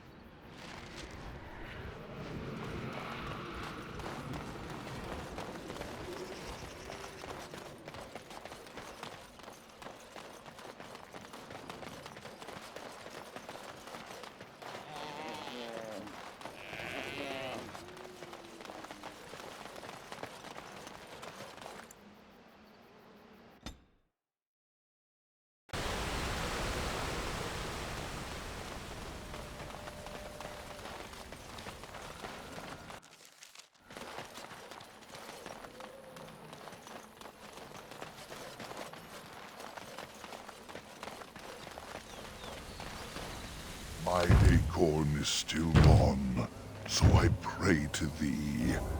Hast thou any news for me? My joy soars to new heights indeed.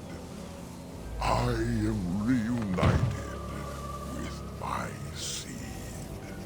As I promised, here it be.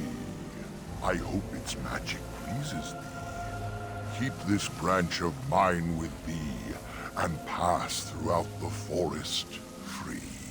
I wish thee well, my mortal friend. Thou brought my sadness to an end. May the sunlight find you, thy days be long, thy winters kind, and thy roots be strong.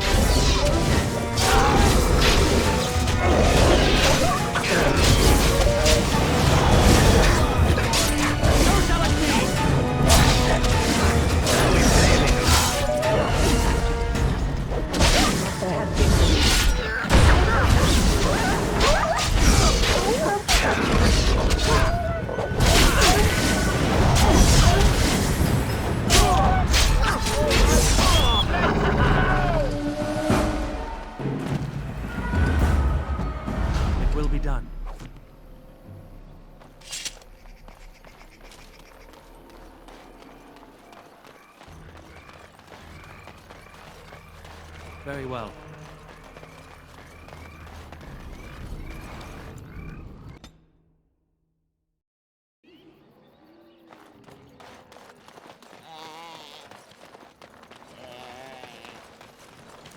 Yes.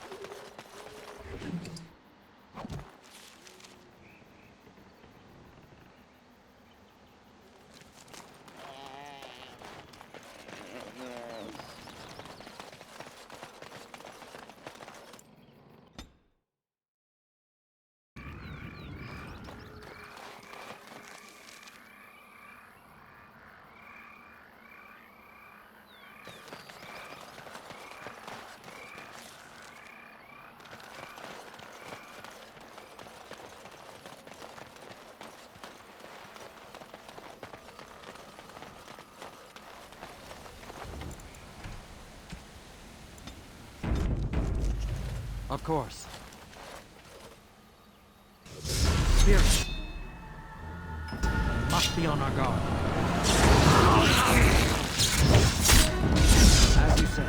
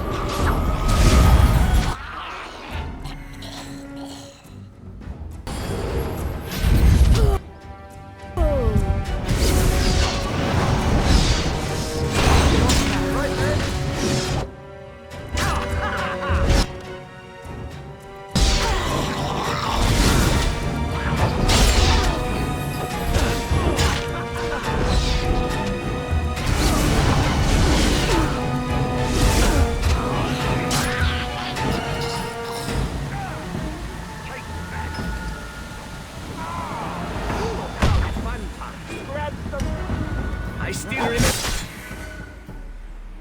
my first battle.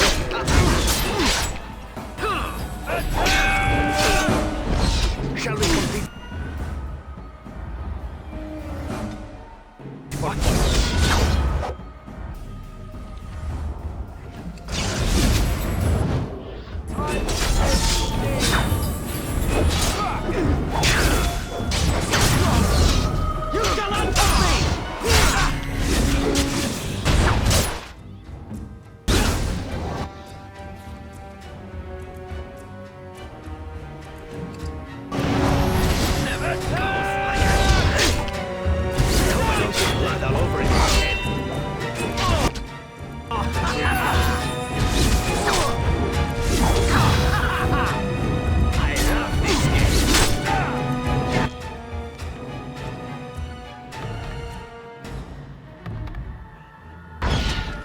Let us end this quickly!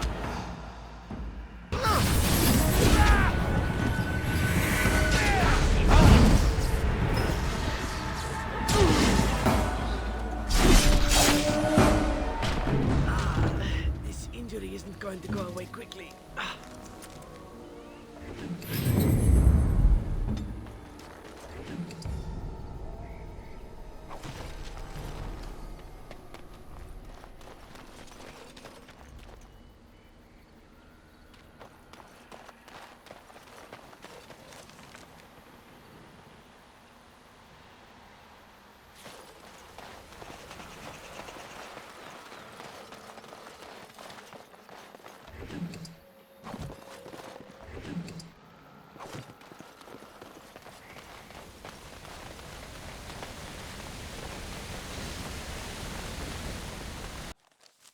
Dangerous wildlife.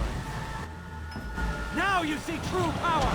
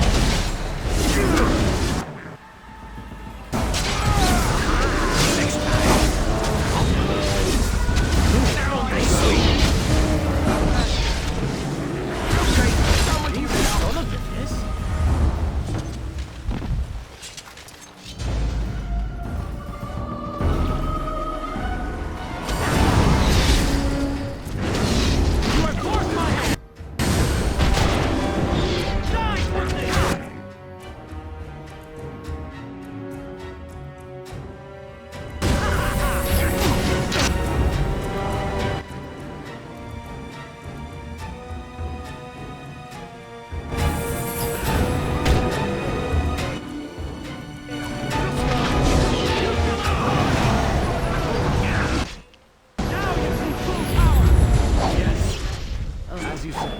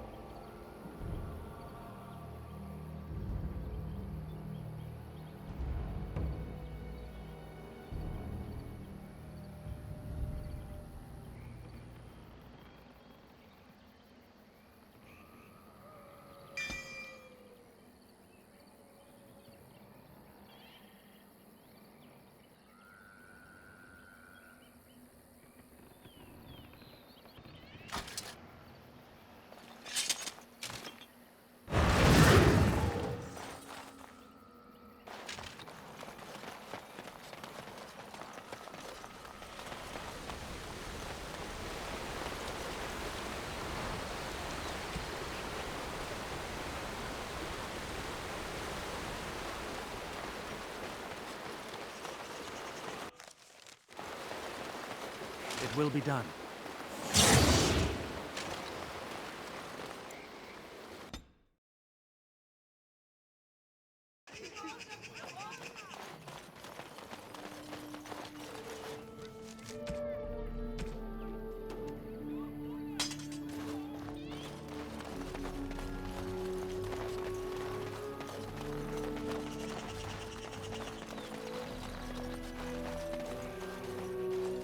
You have returned. Is there any chance you have news of Delilah? You have news? Have you found her? Are you certain? That is her scarf. Where did you find her? What's become of her?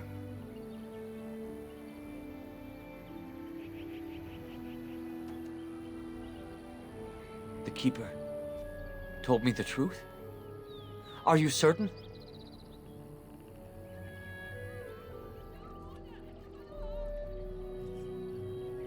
So I was right. But what became of her?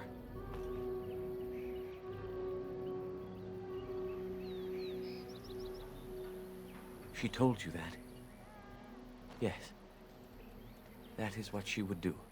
Then it is over. I should be thankful, I think.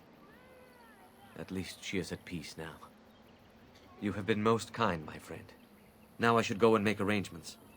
I must mourn my wife as is proper. Dareth Shira, fare you well.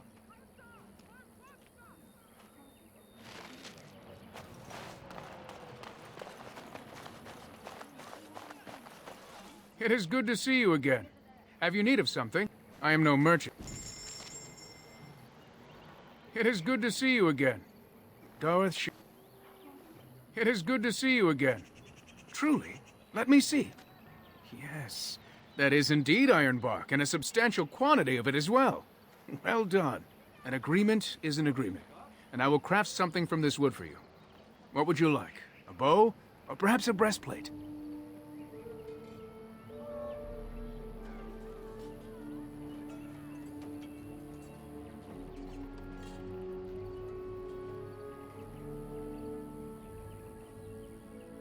Manuvinin, I will craft it myself.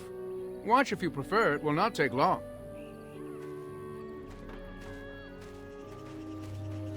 And I've reformed the wood to my will. A Dalish breastplate for you. May it serve you well.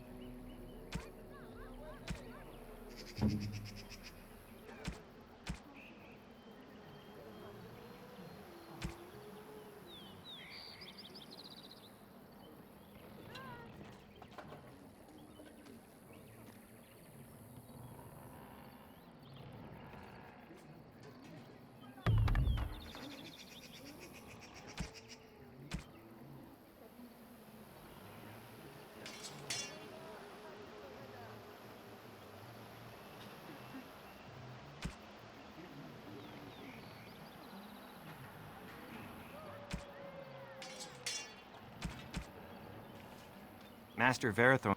It is good to see you again. I am no...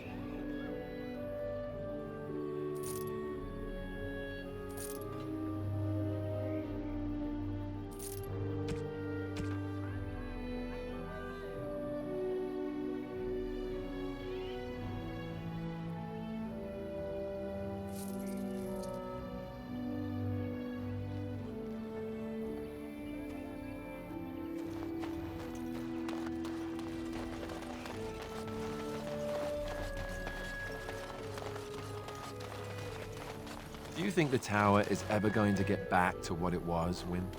I don't know. A great number of people died. It will be difficult to imagine rebuilding that cloud hanging.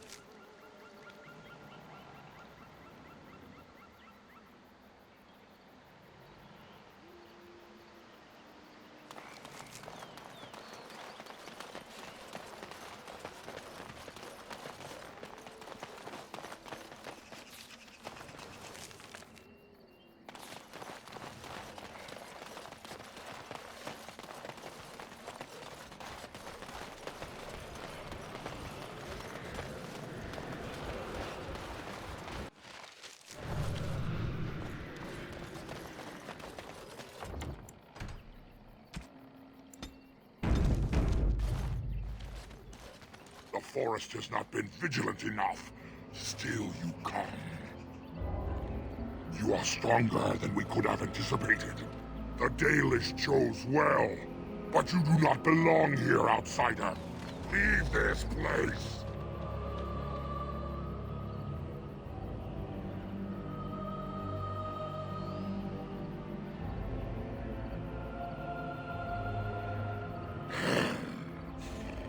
You are sent by the treacherous Dalish to kill Witherfang. I will not stand by and allow that to happen.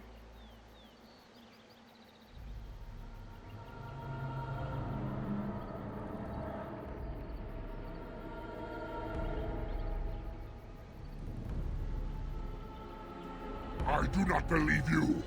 I will not risk believing you. You are an intruder in our home. You come to kill, as all your kind do. We have learned this lesson well. Here, Witherfang protects us. Here we learn our names and are beloved. We will defend Witherfang and this place with our lives.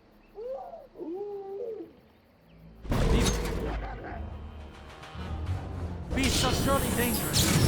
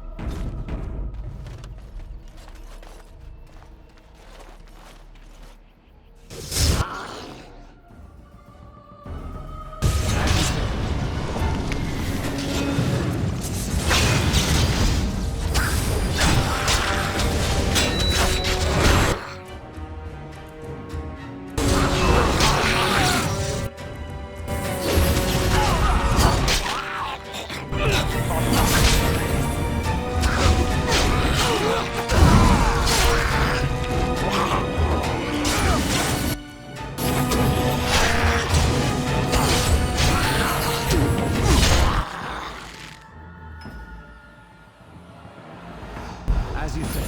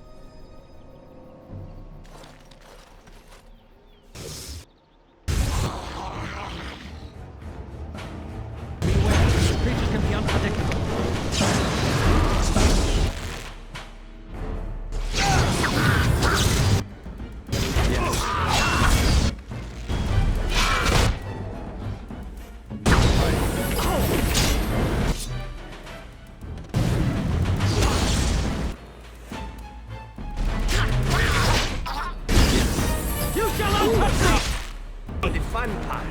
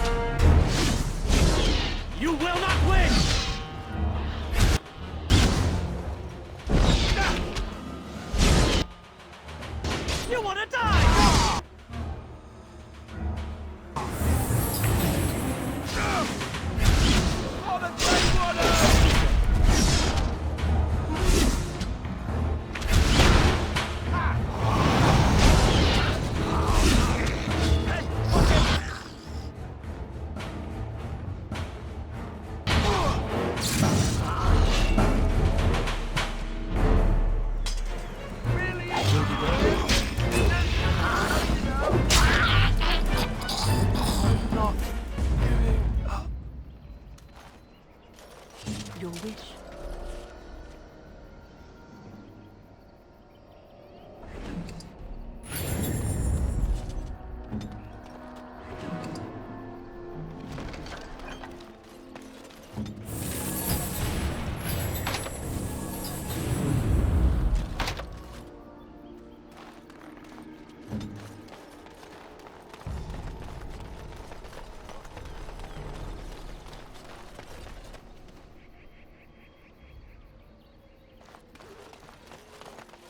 We are invaded! Intruders have deceived their way into the forest's heart. Fall back to the ruins! Protect the lady!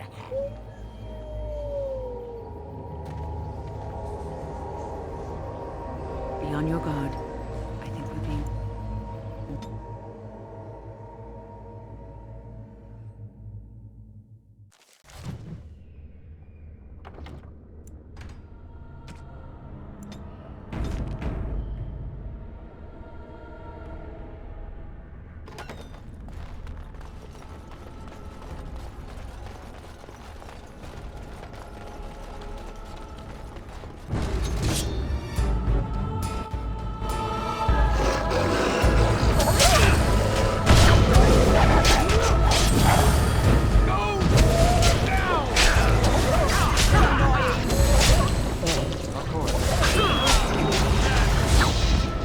Got blood on me, I hate that.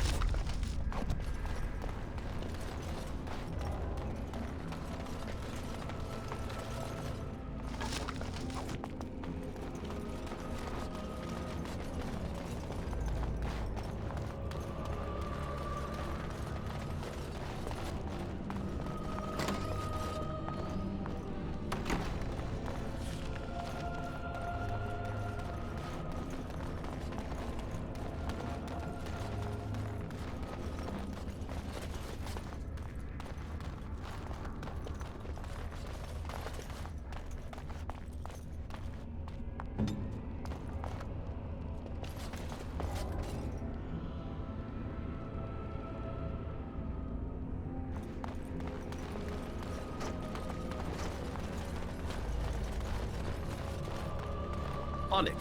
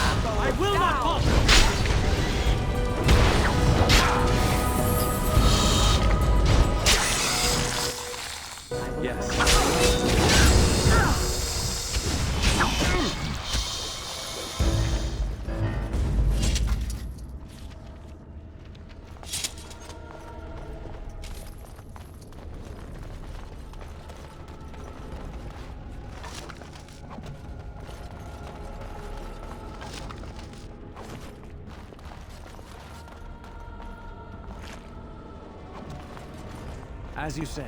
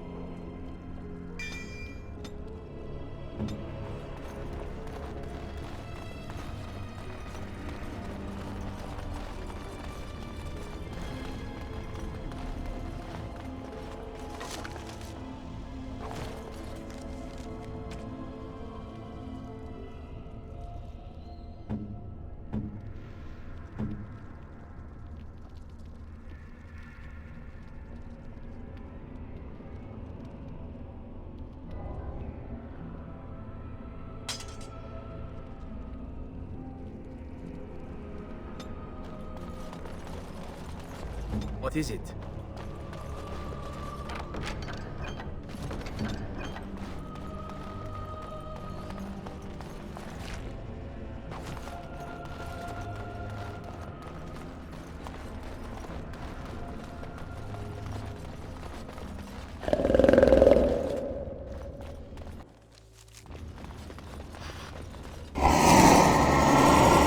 Be approaching some kind of lair.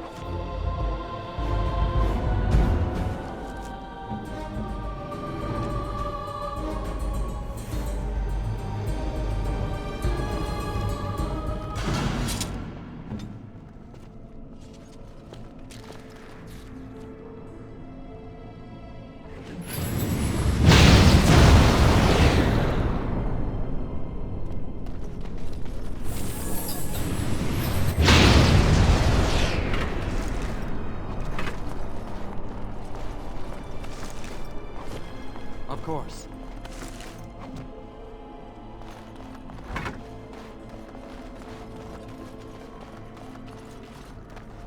What?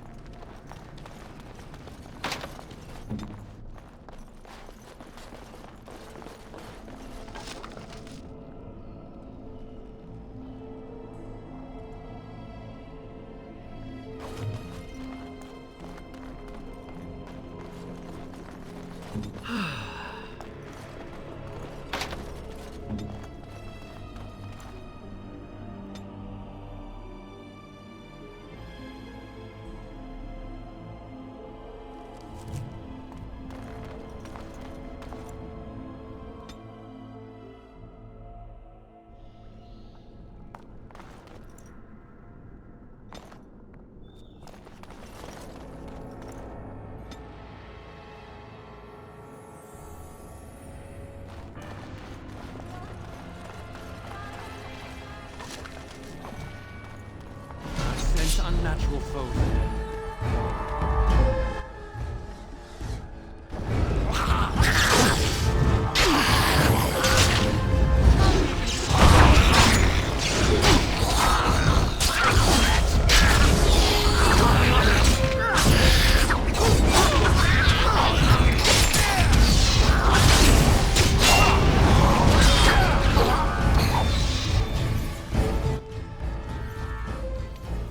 Will be done.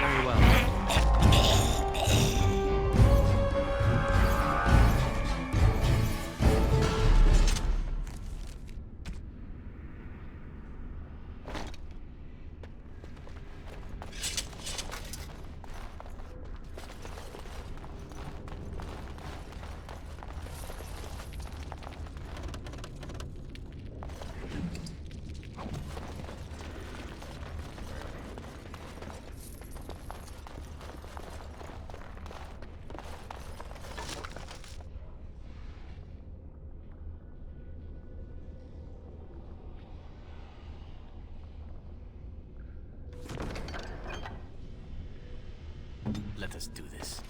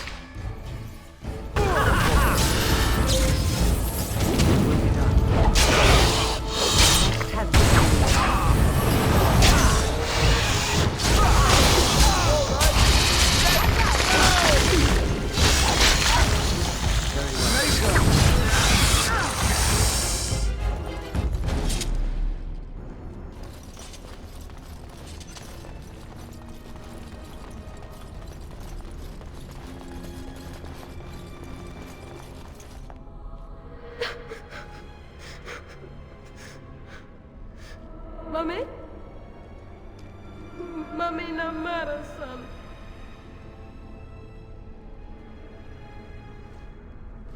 Mami! Mami! Mami!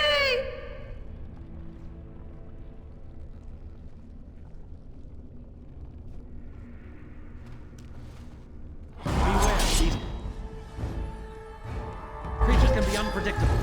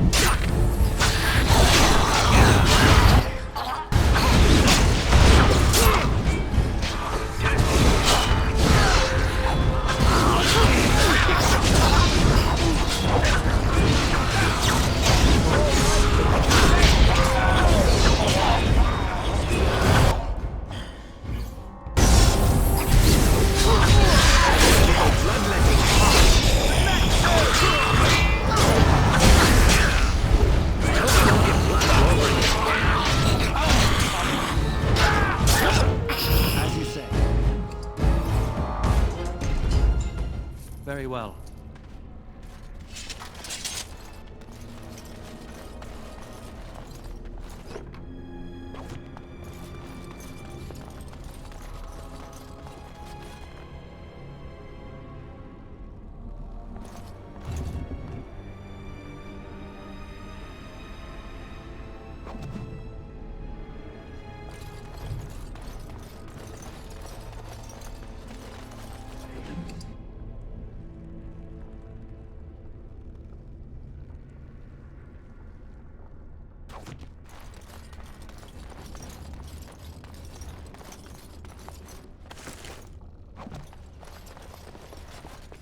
Must you?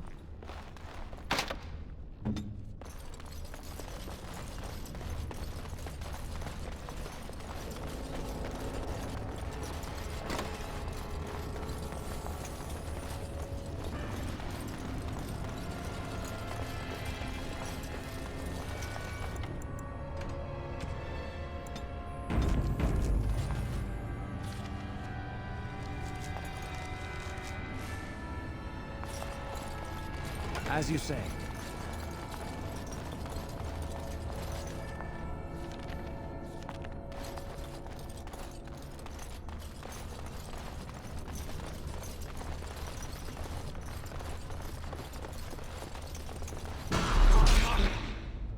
It will be done. Flee while you can!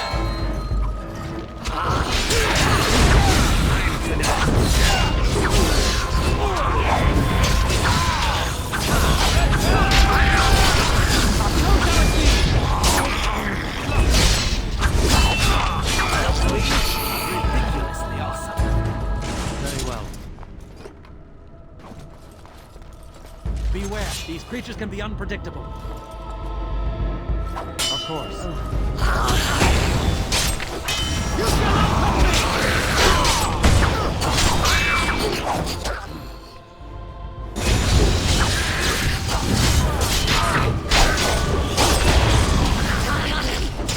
Time for a little bloodletting, I see.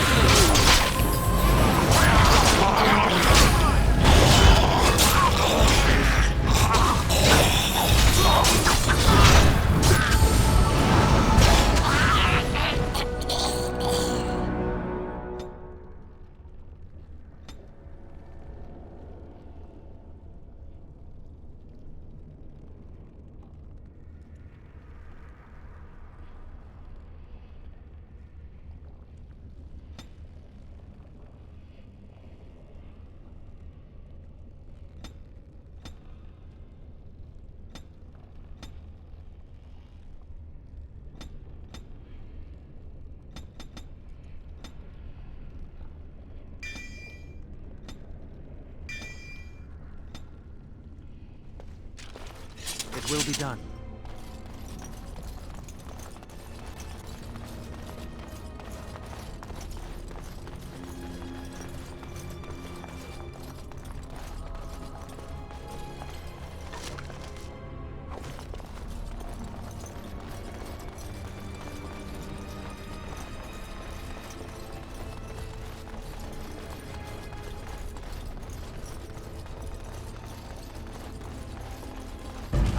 Unnatural foes ahead.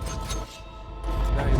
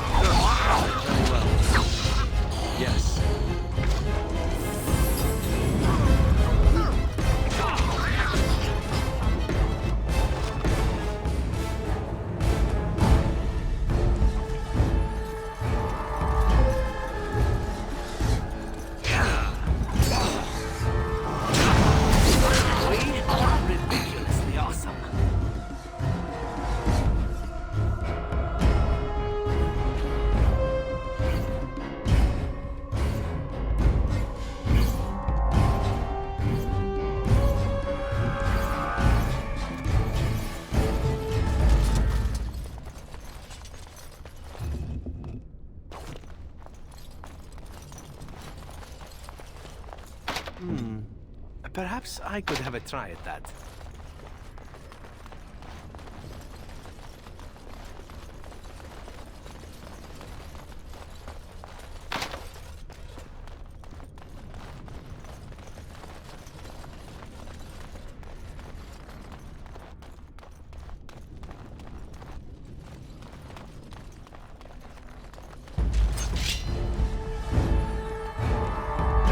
This I can do.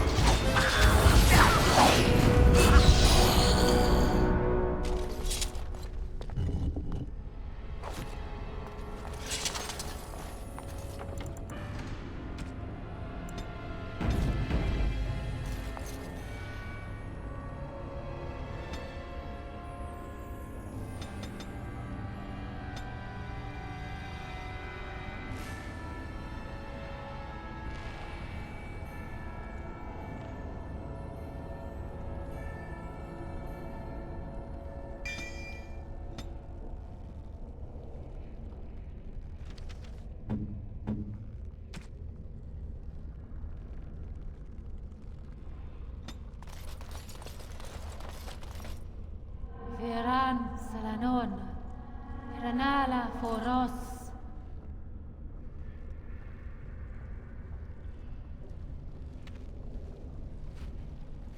Nay, Garan Sudale, Garan!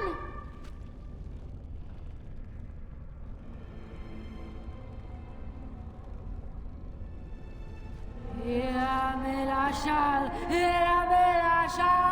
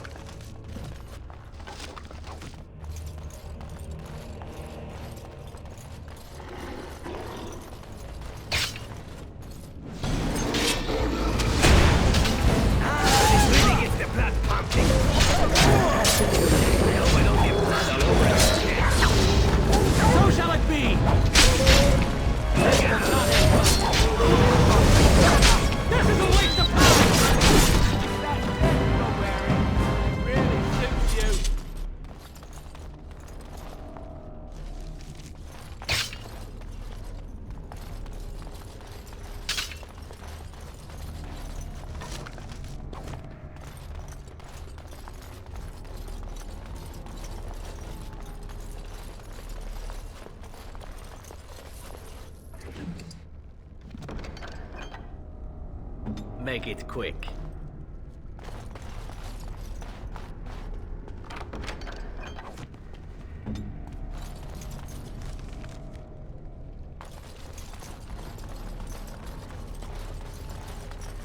As you say.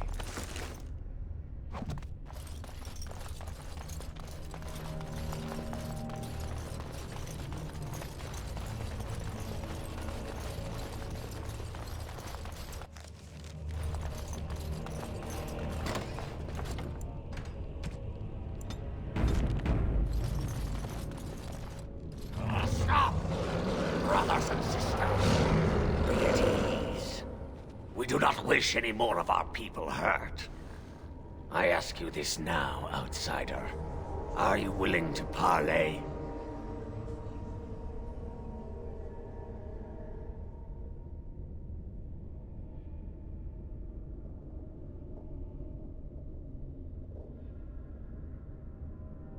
Not with me. I have been sent to you on behalf of the lady. She believes you may not be aware of everything you should be. She means you no harm, provided your willingness to parley in peace is an honest one.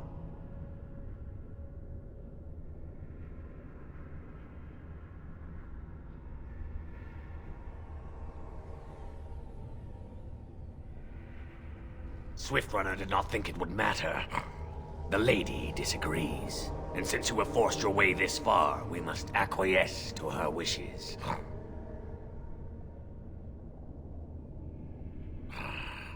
She is not Witherfang, but she can tell you of Witherfang if you ask. But first, you must agree to parley.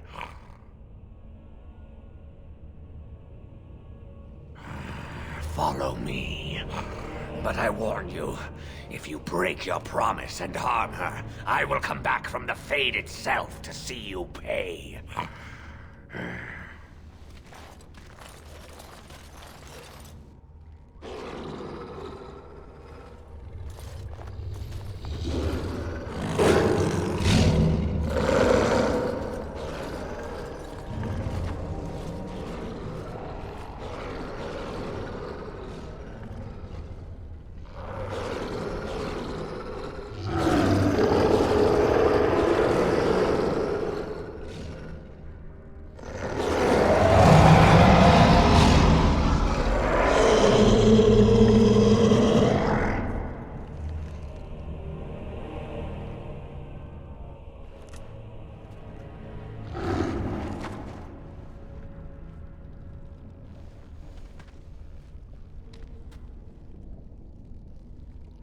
I bid you welcome, mortal. I am the Lady of the Forest.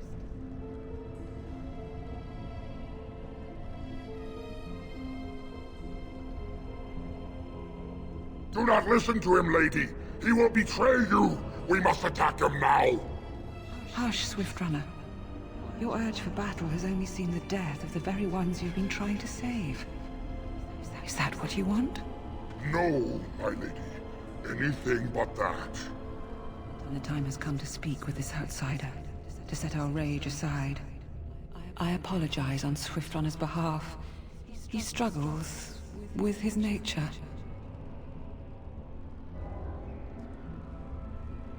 Truer words were never spoken. But few could claim the same as these creatures, that their very nature is a curse forced upon them. No doubt you have questions, mortal. There are things that Zathrian has not told you.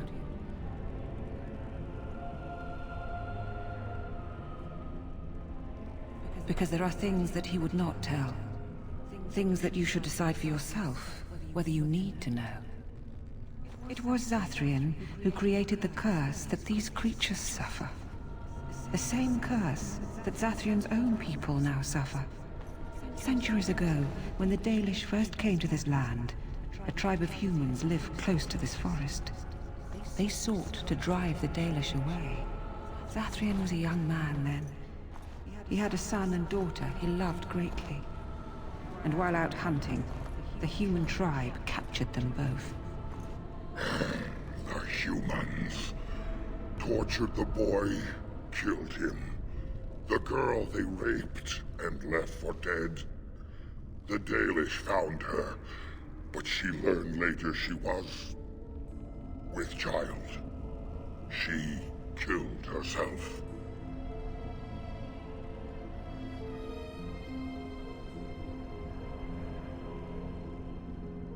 Zathrian came to this ruin and summoned a terrible spirit, binding it to the body of a great wolf. So Witherfang came to be. Witherfang hunted the humans of the tribe. Many were killed, but others were cursed by his blood, becoming twisted and savage creatures. Twisted and savage, just as Witherfang himself is. They were driven into the forest. When the human tribe finally left for good, their cursed brethren remained, pitiful and mindless animals. Until I found you, my lady. You gave me peace. I showed Swiftrunner that there was another side to his bestial nature. I soothed his rage and his humanity emerged. And he brought others to me.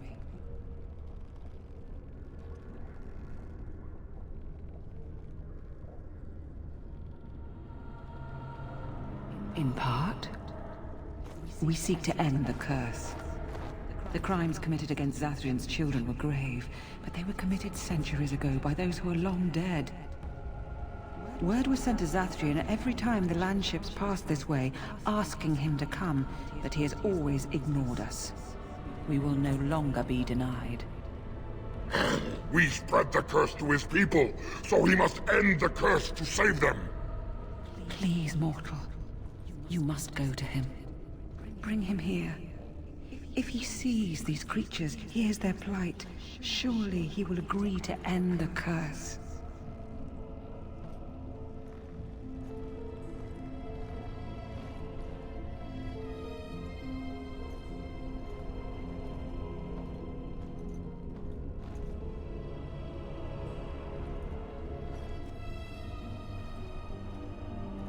If Zathrian comes, I shall summon Witherfang. I possess that power. I also have the power to ensure Witherfang is never found. Tell Zathrian this. If he does not come, if he does not break the curse, he will never find Witherfang, and he will never cure his people.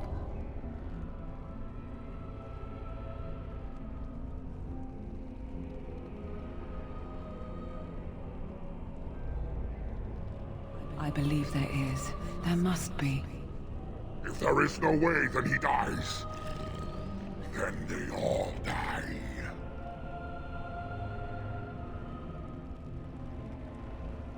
Then we shall await your return. Outside of this chamber, the passage leading back to the surface has been opened for you. Return with Zathrian as soon as you can.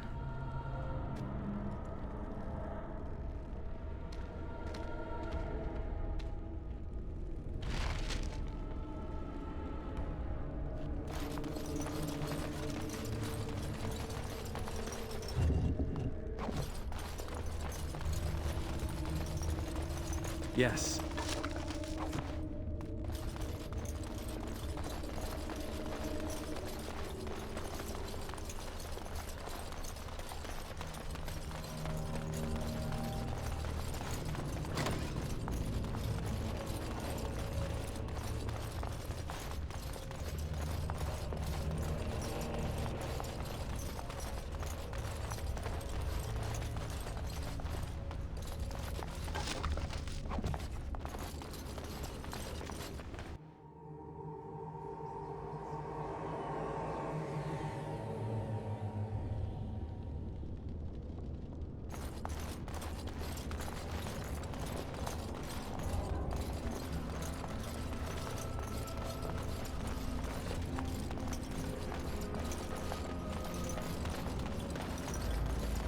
Ah, and here you are already.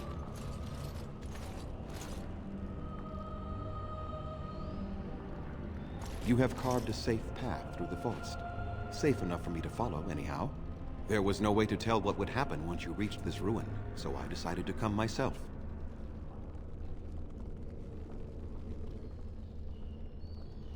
Just so, did you?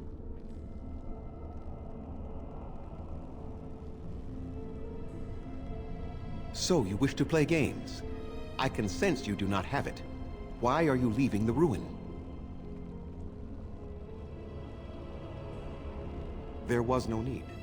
I knew you would find it, and I did not care to give you a history lesson about things that have no bearing on your purpose here. But it seems the Spirit convinced you to act on her behalf. Might I inquire what she wants?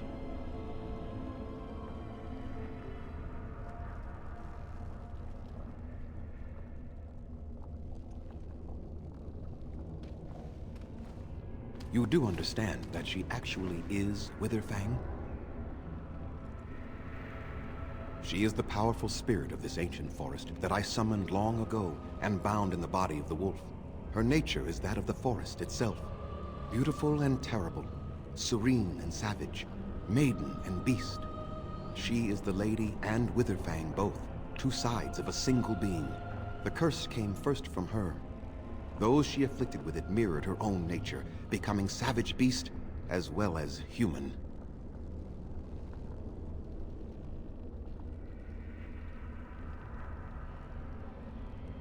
I find that difficult to believe. They attacked my clan, and they were the same savages then that they have ever been. They deserve to be wiped out and not defended.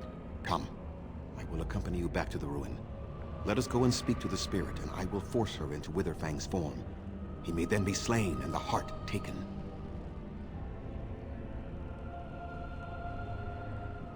Even so, they are still the same worthless creatures that their ancestors were. They deserve nothing more than the misery they possess. This is not your battle, Grey Warden. Let us just take the heart and be done with it. You were not there. You did not see what they did to my son, to my daughter, and so many others. You are Elven. You know what it is like to have injustice thrown in your face. Their crimes could not go unanswered.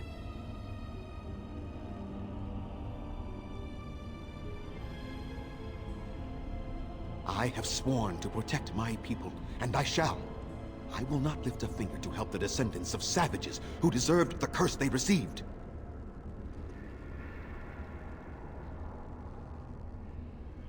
Tell me, if you held your own daughter's lifeless body in your arms, would you not also have sworn an eternity of pain on those who did such to her?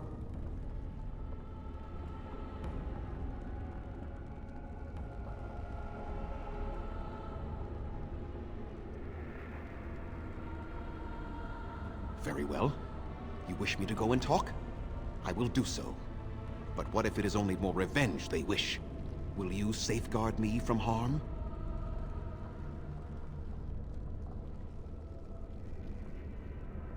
I fail to see the purpose behind this, but very well. It has been many centuries now. Let us see what the spirit has to say.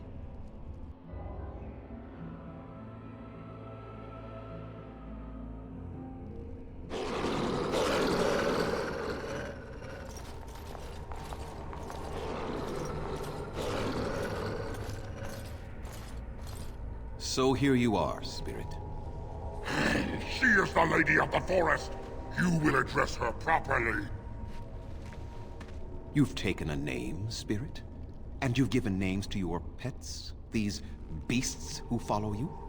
It was they who gave me a name, Zathrian. And the names they take are their own. They follow me because I help them to find who they are. Who they are has not changed from whom their ancestors were. Wild savages, worthless dogs.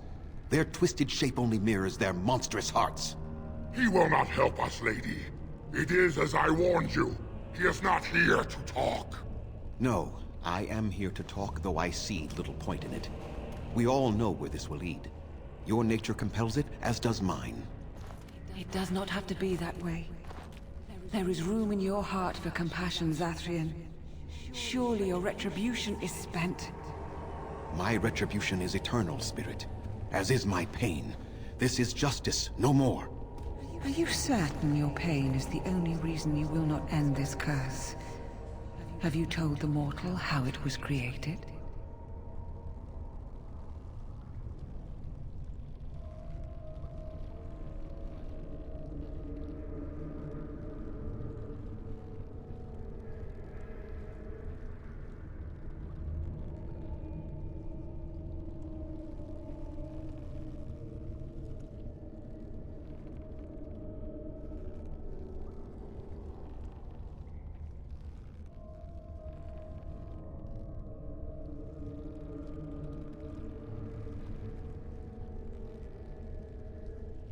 And so he did.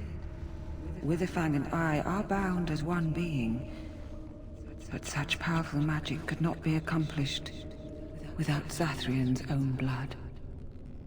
Your people believe you have rediscovered the immortality of their ancestors, Zathrian, but that is not true. So long as the curse exists, so do you. No! That is not how it is!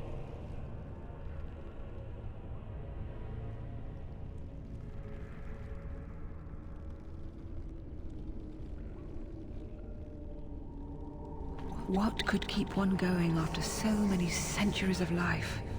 Love? Or a bitter hatred that clutches at a heart that should long ago have ceased beating?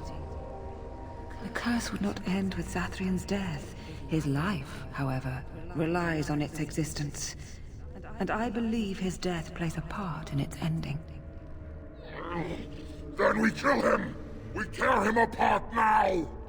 For all your powers of speech, you are beasts still. What would you gain from killing me? Only I know how the ritual ends, and I will never do it. Ha! You see? We must kill them all! See? They turn on you as quickly. Do what you have come here to do, Grey Warden, or get out of my way.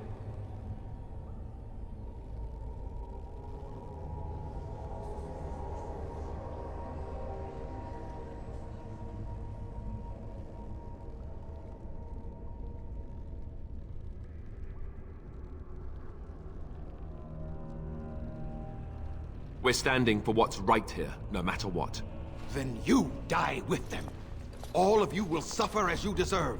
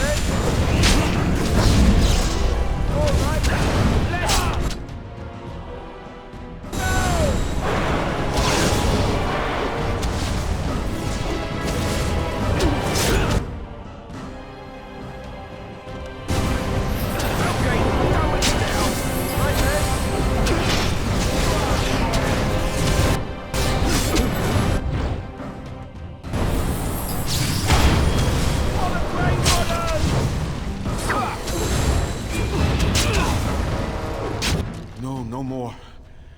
I cannot defeat you. Finish it! Kill him now! No, Swift Runner. We will not kill him. If there is no room in our hearts for mercy, how may we expect there to be room in his? I cannot do as you ask, Spirit. I am too old to know mercy. All I see are the faces of my children, my people. I cannot do it.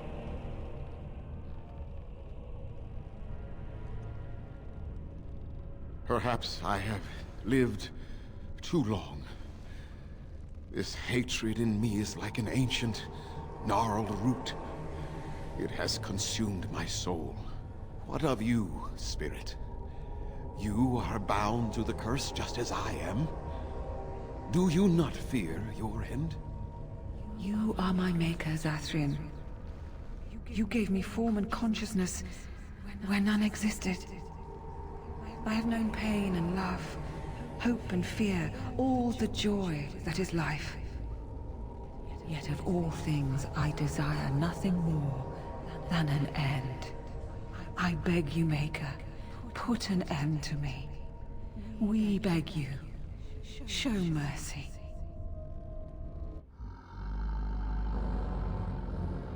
You shame me, Spirit.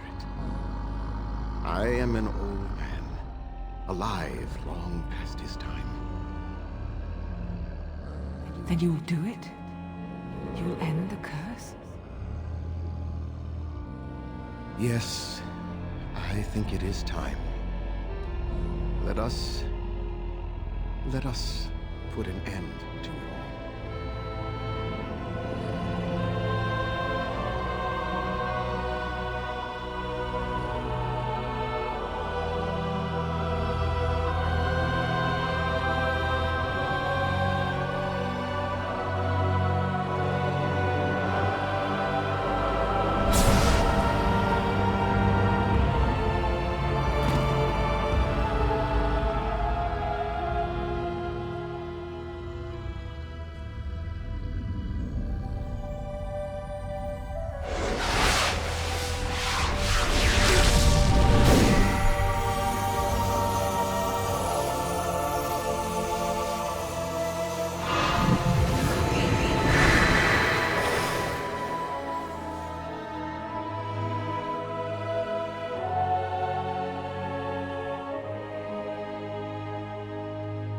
It's over.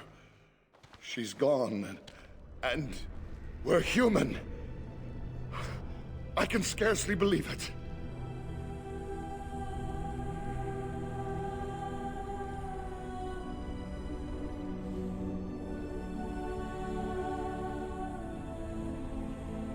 Compared to the beast inside that we had to fight every moment, this is just fine. It feels glorious. We'll leave the forest, I suppose. Find other humans, see what's out there for us. It should be quite interesting, don't you think? Thank you. We'll never forget you.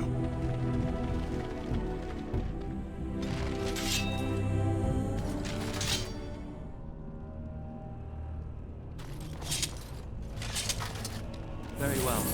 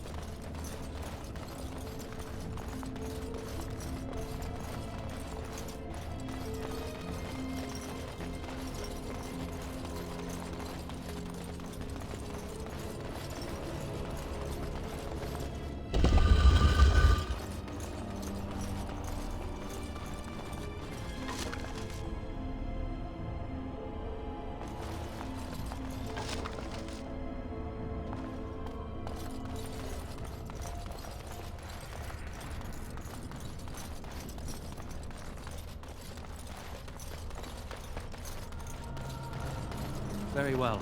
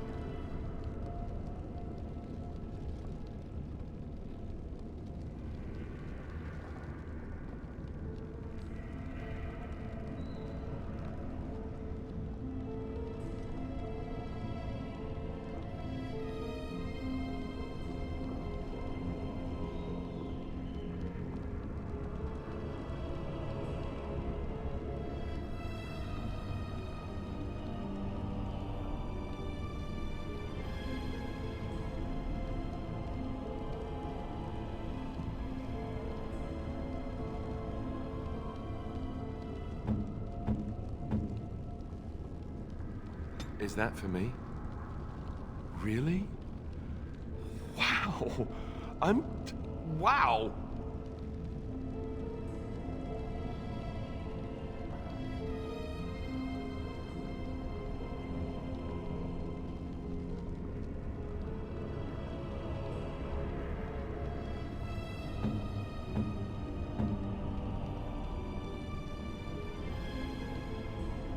Oh, marvelous.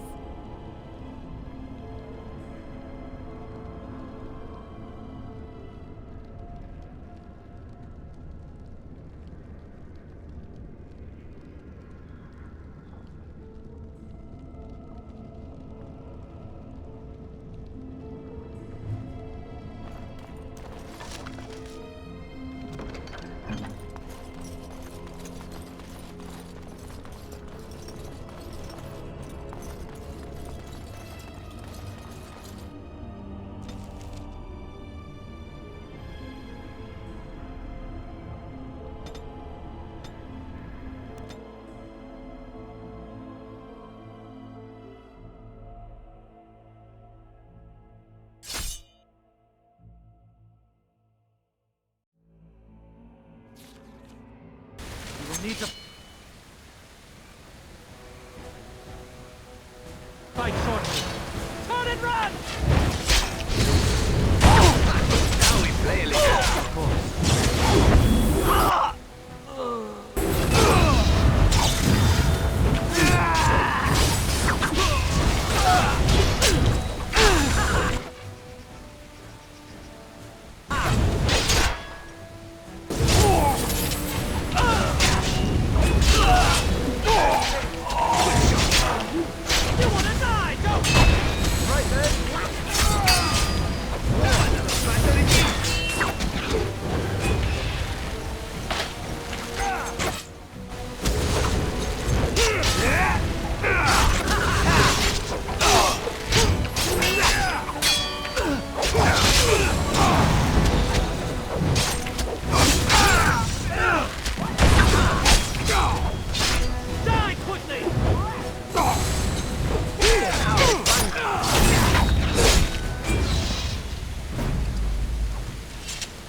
Something on your mind?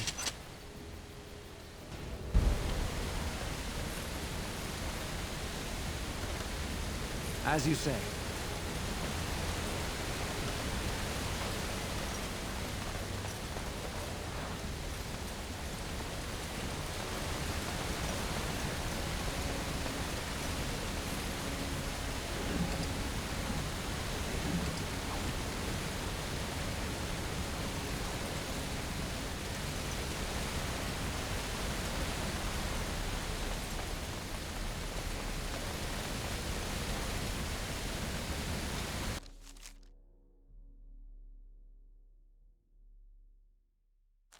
It is done.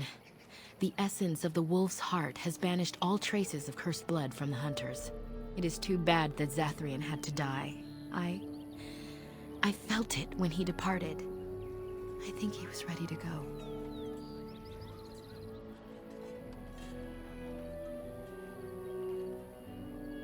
I suspected.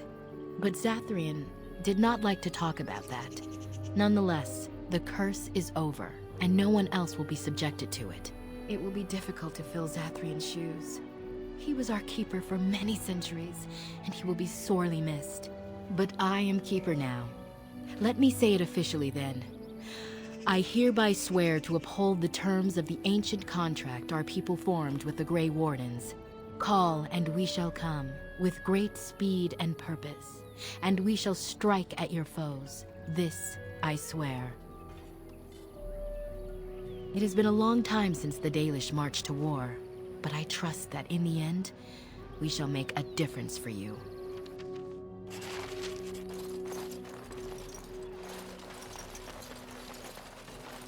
We are working hard to make enough equipment for all of the hunters. Our armaments will be superior to anything else you find on the battlefield. I am no merchant.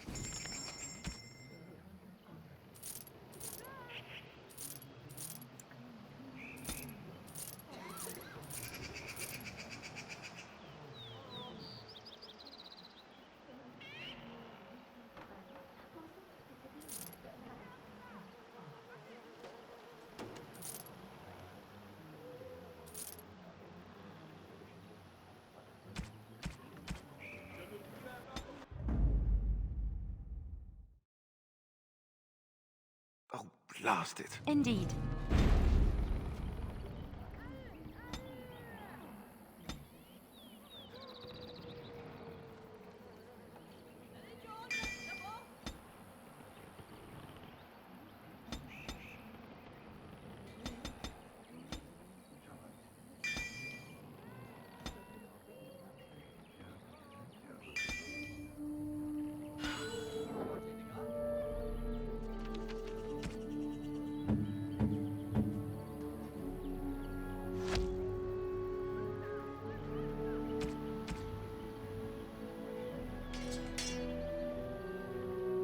We are working hard to make enough equipment. I am no...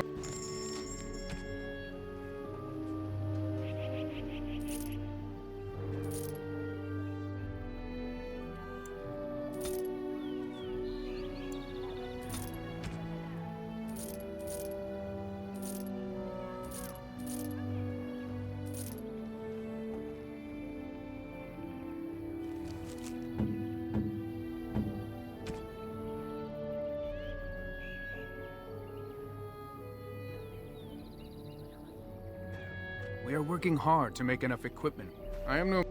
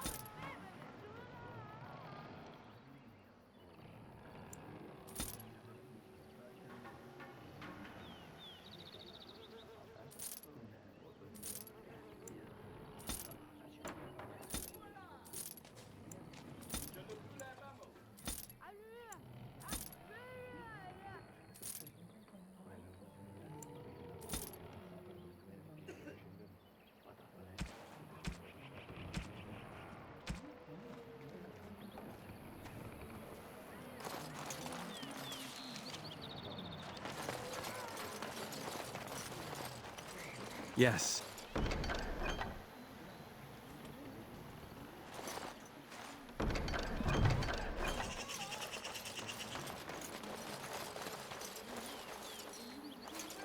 We are working hard to make an...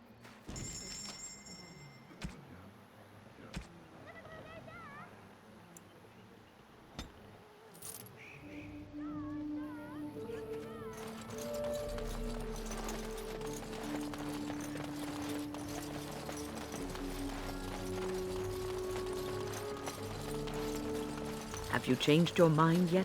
Are you willing to speak seriously? Of your bosom? As you wish.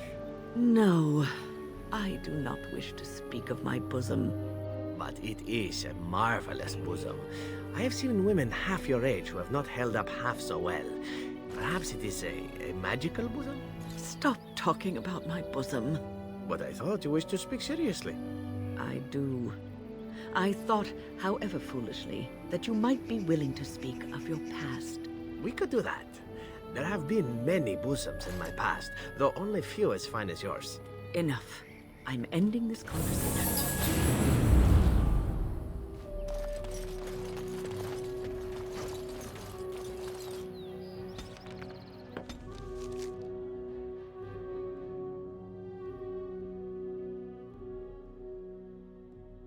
I lied to you, you know, about why I left Orlais.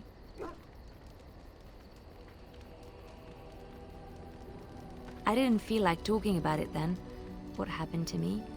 Maybe it will affect us, maybe not, but you should know. I came to Ferelden and the Chantry because I was being hunted in Orlais. I was framed, betrayed by someone I thought I knew and could trust. Marjolaine. She was my mentor and friend. She taught me the bardic arts, how to enchant with words and song, to carry myself like a highborn lady, to blend in as a servant. The skills I learned, I used to serve her, my bard master, because I loved her, and because I enjoyed what I did.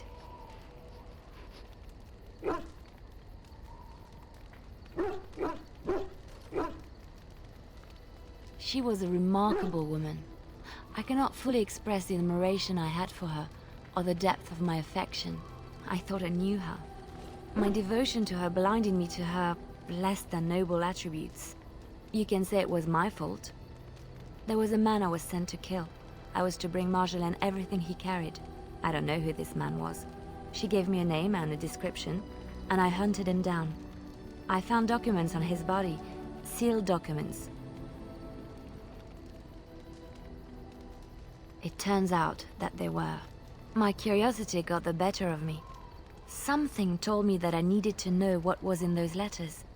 Marjolaine had been selling all kinds of information about Orlais to other countries, Nevarra and Antiva among others. It was treason.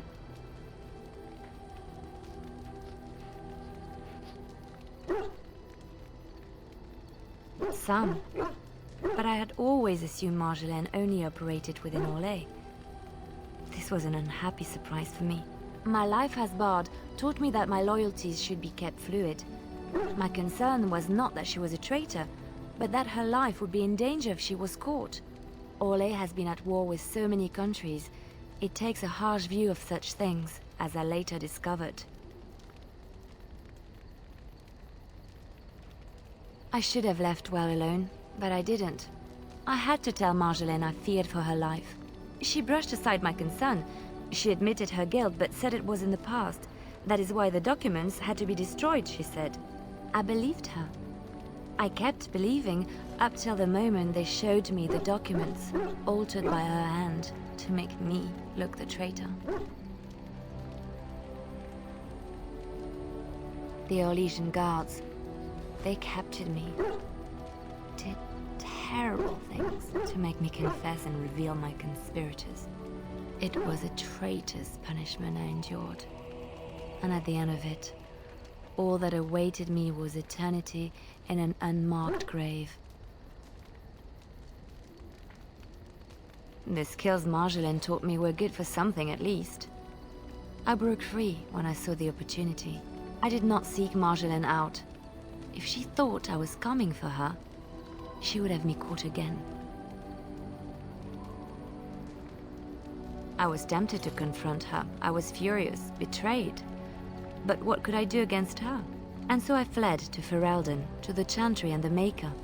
Ferelden protected my person, and the Maker saved my soul. And that is the reason I am here. The real reason. No more lies between us, at least in this.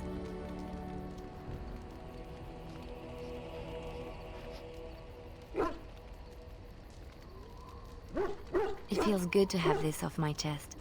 Thank you for listening and understanding.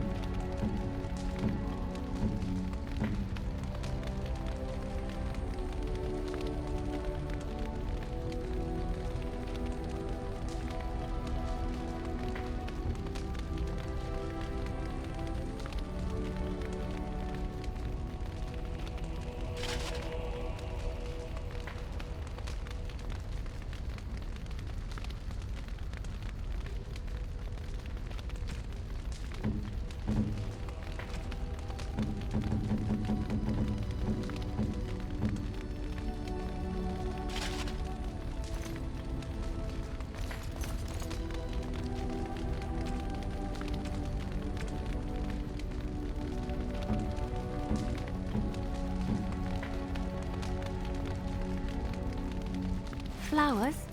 For me? They're beautiful. These were her favorite. I haven't seen these in such a long time. They smell just like Mother used to. Thank you. Thank you so much for remembering.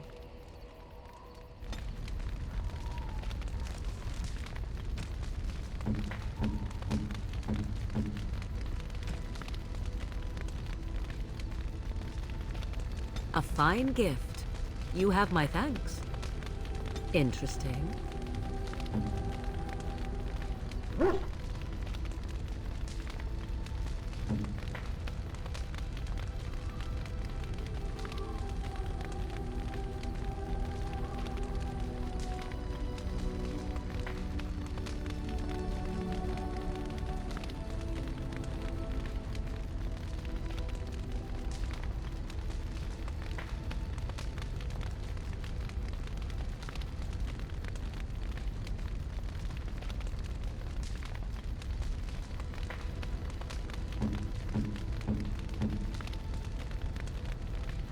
You have excellent taste.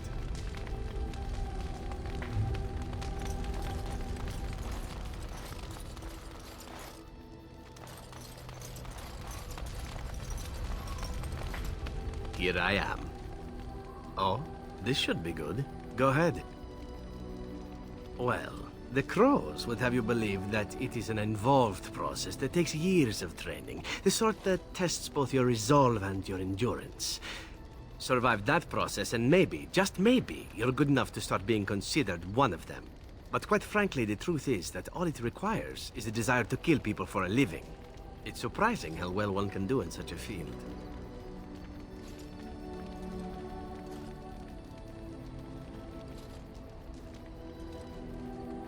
Within the crows, I did. But it has been something the crows have devoted a great deal of time to perfecting. An assassin simply specializes in striking from stealth, and in maximizing that first attack to be as lethal as possible. Debilitate your foe, either by poison or by crippling their limbs, makes any follow-up combat you need to engage in that much simpler.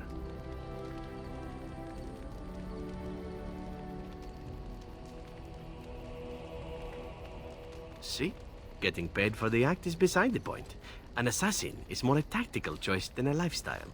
Of course, the crows like to pretend that their abilities are trade secrets, shrouded in shadows and wrapped in a blanket of mystery. So let's just keep this between you and me, shall we? Here I am. Oh, I certainly could, but I won't. I swore to the crows that the things they taught me were to remain a secret. And while, yes, they are already angry at me, I'd rather not push things, you see.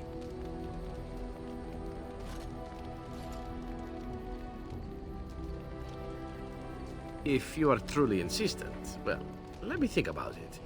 The crows are already angry at me, yes? Who knows? Here I am. Oh, this should be good. Go ahead. Well now, I imagine that's a very fair question. Being an assassin, after all, is a living, at least as far as such things go. I was simply never given the opportunity to choose another way. So, if that choice presents itself, why should I not seize upon it?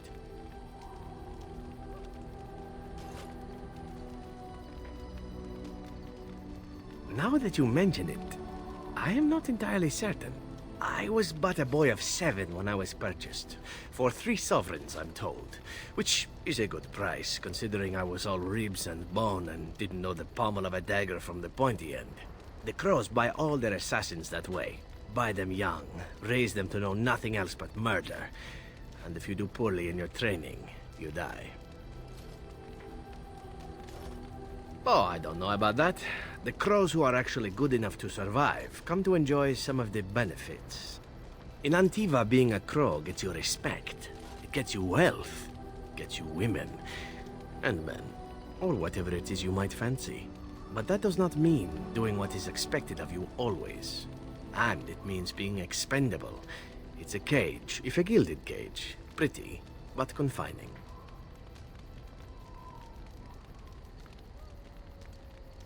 I fancy many things. I fancy things that are beautiful, and things that are strong. I fancy things that are dangerous and exciting. Would you be offended if I said I fancied you?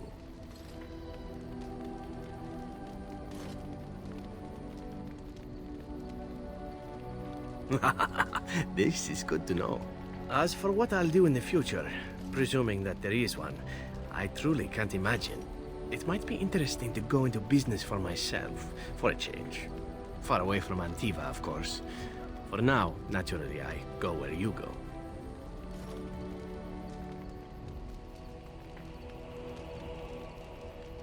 Everything changes, my friend.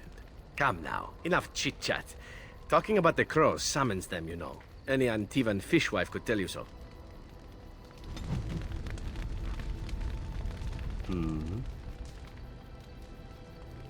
All right, but I get to stare at you luridly while you do so.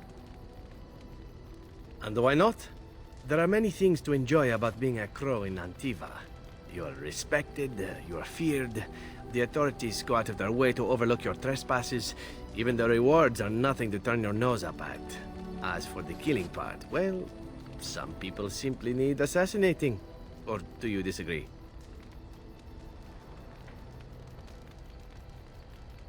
Now there's an interesting word, innocent.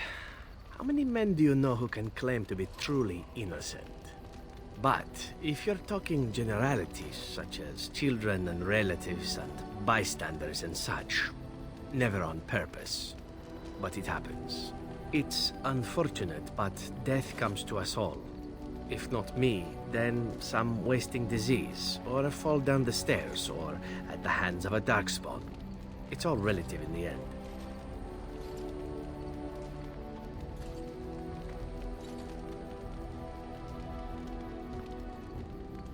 Death happens, as we like to say, and when I get paid for it, death happens more often.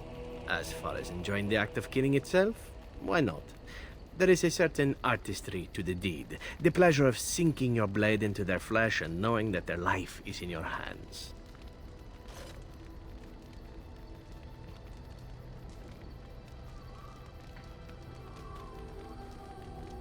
There are many things I did not enjoy about being a Crow, of course. Having no choice, being treated as an expendable commodity, the rules, oh, so many rules.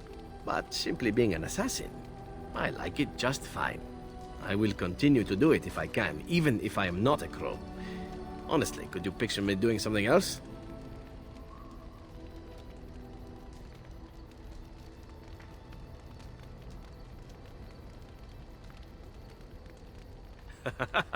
I mean professionally. Or maybe you mean professionally as well. Perhaps you intend to peddle my services to bored Ferelden noblewomen. It is an interesting thought, but I've always removed my clothes strictly on an amateur basis. A talented amateur, of course, but an amateur nonetheless. Of course, all these thoughts are moot. Chances are still good that you and I will perish, eaten by darkspawn or slain by the Crows at some point. Very gruesomely, I imagine. But it is pleasant enough to chat about. Come, let's move on while our boots still have some wear in them. I've a question, if I may. Well, here's the thing. I swore an oath to serve you, yes? And I understand the quest you're on, and this is all very fine and well. My question pertains to what you intend to do with me once this business is over with, as a point of curiosity.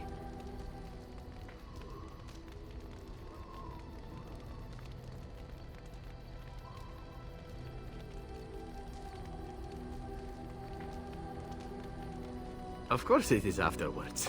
The ravishing part is a given. One simply assumes that once your Grey Warden business is finished, you would have no need of an assassin to follow you about. Am I wrong?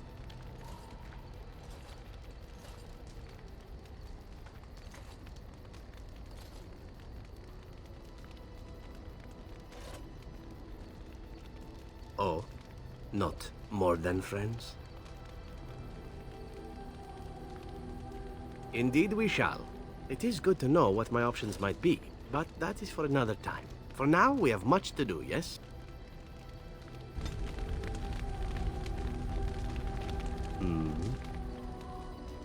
All right, but I get to stare at you luridly while you do so.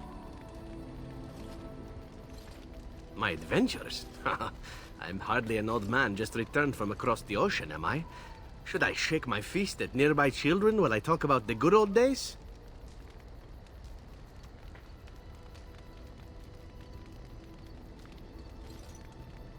Falling down a flight of stairs is an adventure. Falling into someone's bed, also an adventure. I am assuming what you're looking for are professional anecdotes.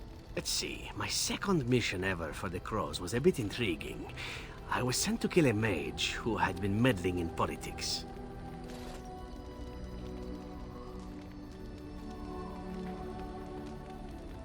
Well, it was just the one mage. Not as simple a mission as the vagrant Grey Warden or two, perhaps. As it turned out, the mage in question was quite a delightful young woman. Long, divine legs, as I recall. I caught her in a carriage on her way to escape to the provinces. After I killed her guard, she got down on her hands and knees and begged for her life. Rather aptly, I might add. So I joined her in the carriage for the night and left the next morning.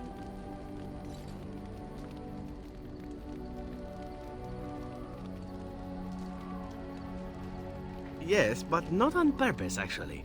The woman had actually convinced me to speak to the Crows on her behalf. What can I say? I was young and foolish at the time. Then, as I was kissing her goodbye to return to Antiva City, she slipped on the threshold and fell backwards out of the carriage. Broke her neck. Shame, really, but at least it happened quickly.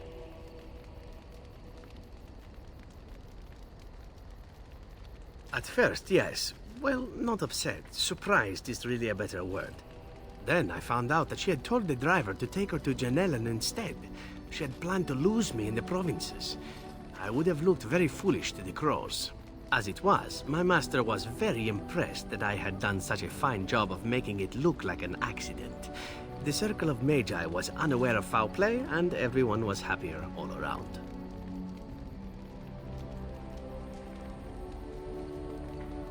I got stupid, in fact, and very lucky.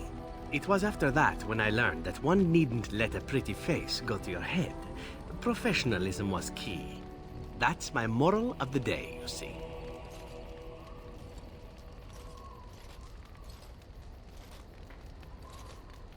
And one that not everyone learns, I'm sad to say. But that's enough tale spinning from me for the moment.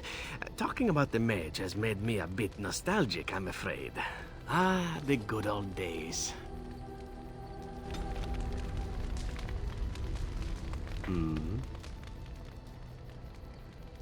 All right, but I get to stare at you luridly while you do so. Oh, you... It is a warm place, not cold and harsh like this Ferelden. In Antiva it rains often, but the flowers are always in bloom.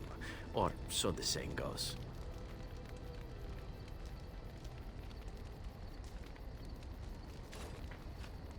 It's not really a matter of wanting to go back. I cannot go. At least not yet. I hail from the glorious Antiva City, home to the royal palace. It is a glittering gem amidst the sand, my Antiva City. Do you come from someplace comparable?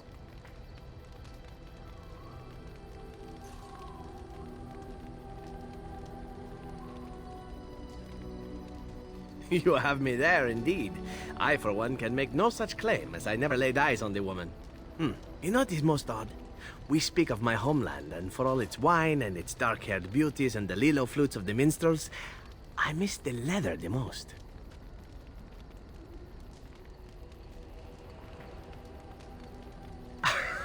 It may as well be. But not this once, no. I mean the smell. For years, I lived in a tiny apartment near Antiva City's leather-making district, in a building where the crows stored their youngest recruits, packed in like crates.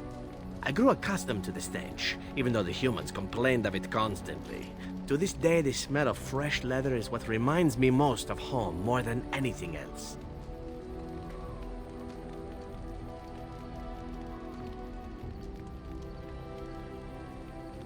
Oh, not so long, I know. It is my first time away from Antiva, however, and the thought of never returning makes me think of it constantly.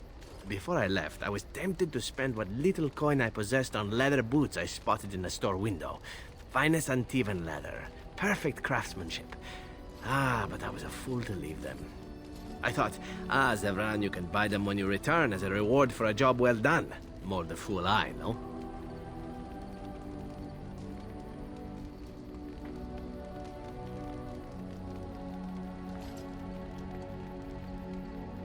True, and it's a comforting thought. One simply never knows what is to come next. How could I have suspected I would end up defeated by a handsome Grey Warden? A man who then spares my life? I could not.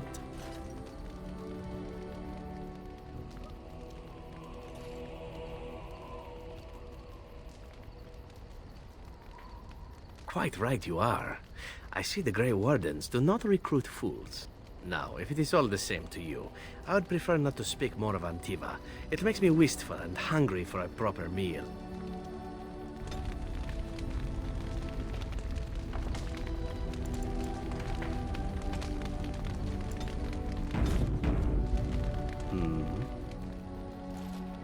All right, but I get to stare at you luridly while you do so. Again. Well now, what might interest you, I wonder? Shall I describe the stages involved with Lanthrax poisoning? I watched a man go through all 7 once. No, I'll not inflict that upon you just yet. Let's see, how about the largest battle I ever took part in? That would have been the slaughter of Prince Azrin. Did you hear of that down in these parts? Me? Not personally, but I did take part in the attack. Prince Azrin was 4th in line to the throne, you see. He started off as 11th, but worked his way up the old-fashioned method by inheriting control of an entire Crocell from his grandfather. After assassinating his way through the royal family, the king hired 3 other cells to take down Prince Azrin once and for all. I was in one of those cells. Antivan royalty is very much bound up in the Crows. You wouldn't want it run by a bunch of commoners, after all, would you? And this means they get involved in politics quite often. This particular fight nearly bankrupted the nation, I understand. It almost ended up putting a Crow on the throne, a commoner. But that's a whole different story. I played a very small part.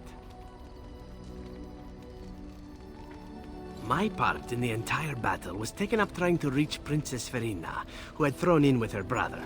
I killed about 11 of her guards personally before I got knocked out of a window. I landed in a river and nearly drowned. I was fished out by some urchins who robbed me blind. Made off with my boots, too. At least they didn't cut my throat.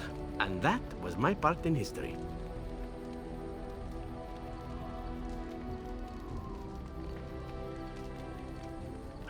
It's true. I live a charmed life. One of the prostitutes that raised me was a fortune teller. Said I wouldn't die young. She was rather startled by that. But there you go. Tale told. Let's be off before I tell more embarrassing stories, huh?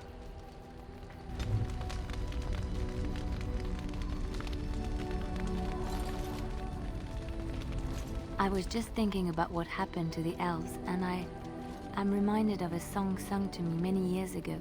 It was when my mother died, and this wise elven woman comforted me and told me that we shouldn't fear death or hate it. Death is just another beginning.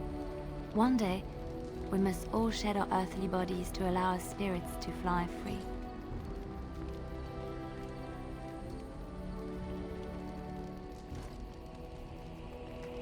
It's a beautiful sentiment, I think. One that brings peace and hope to the grieving.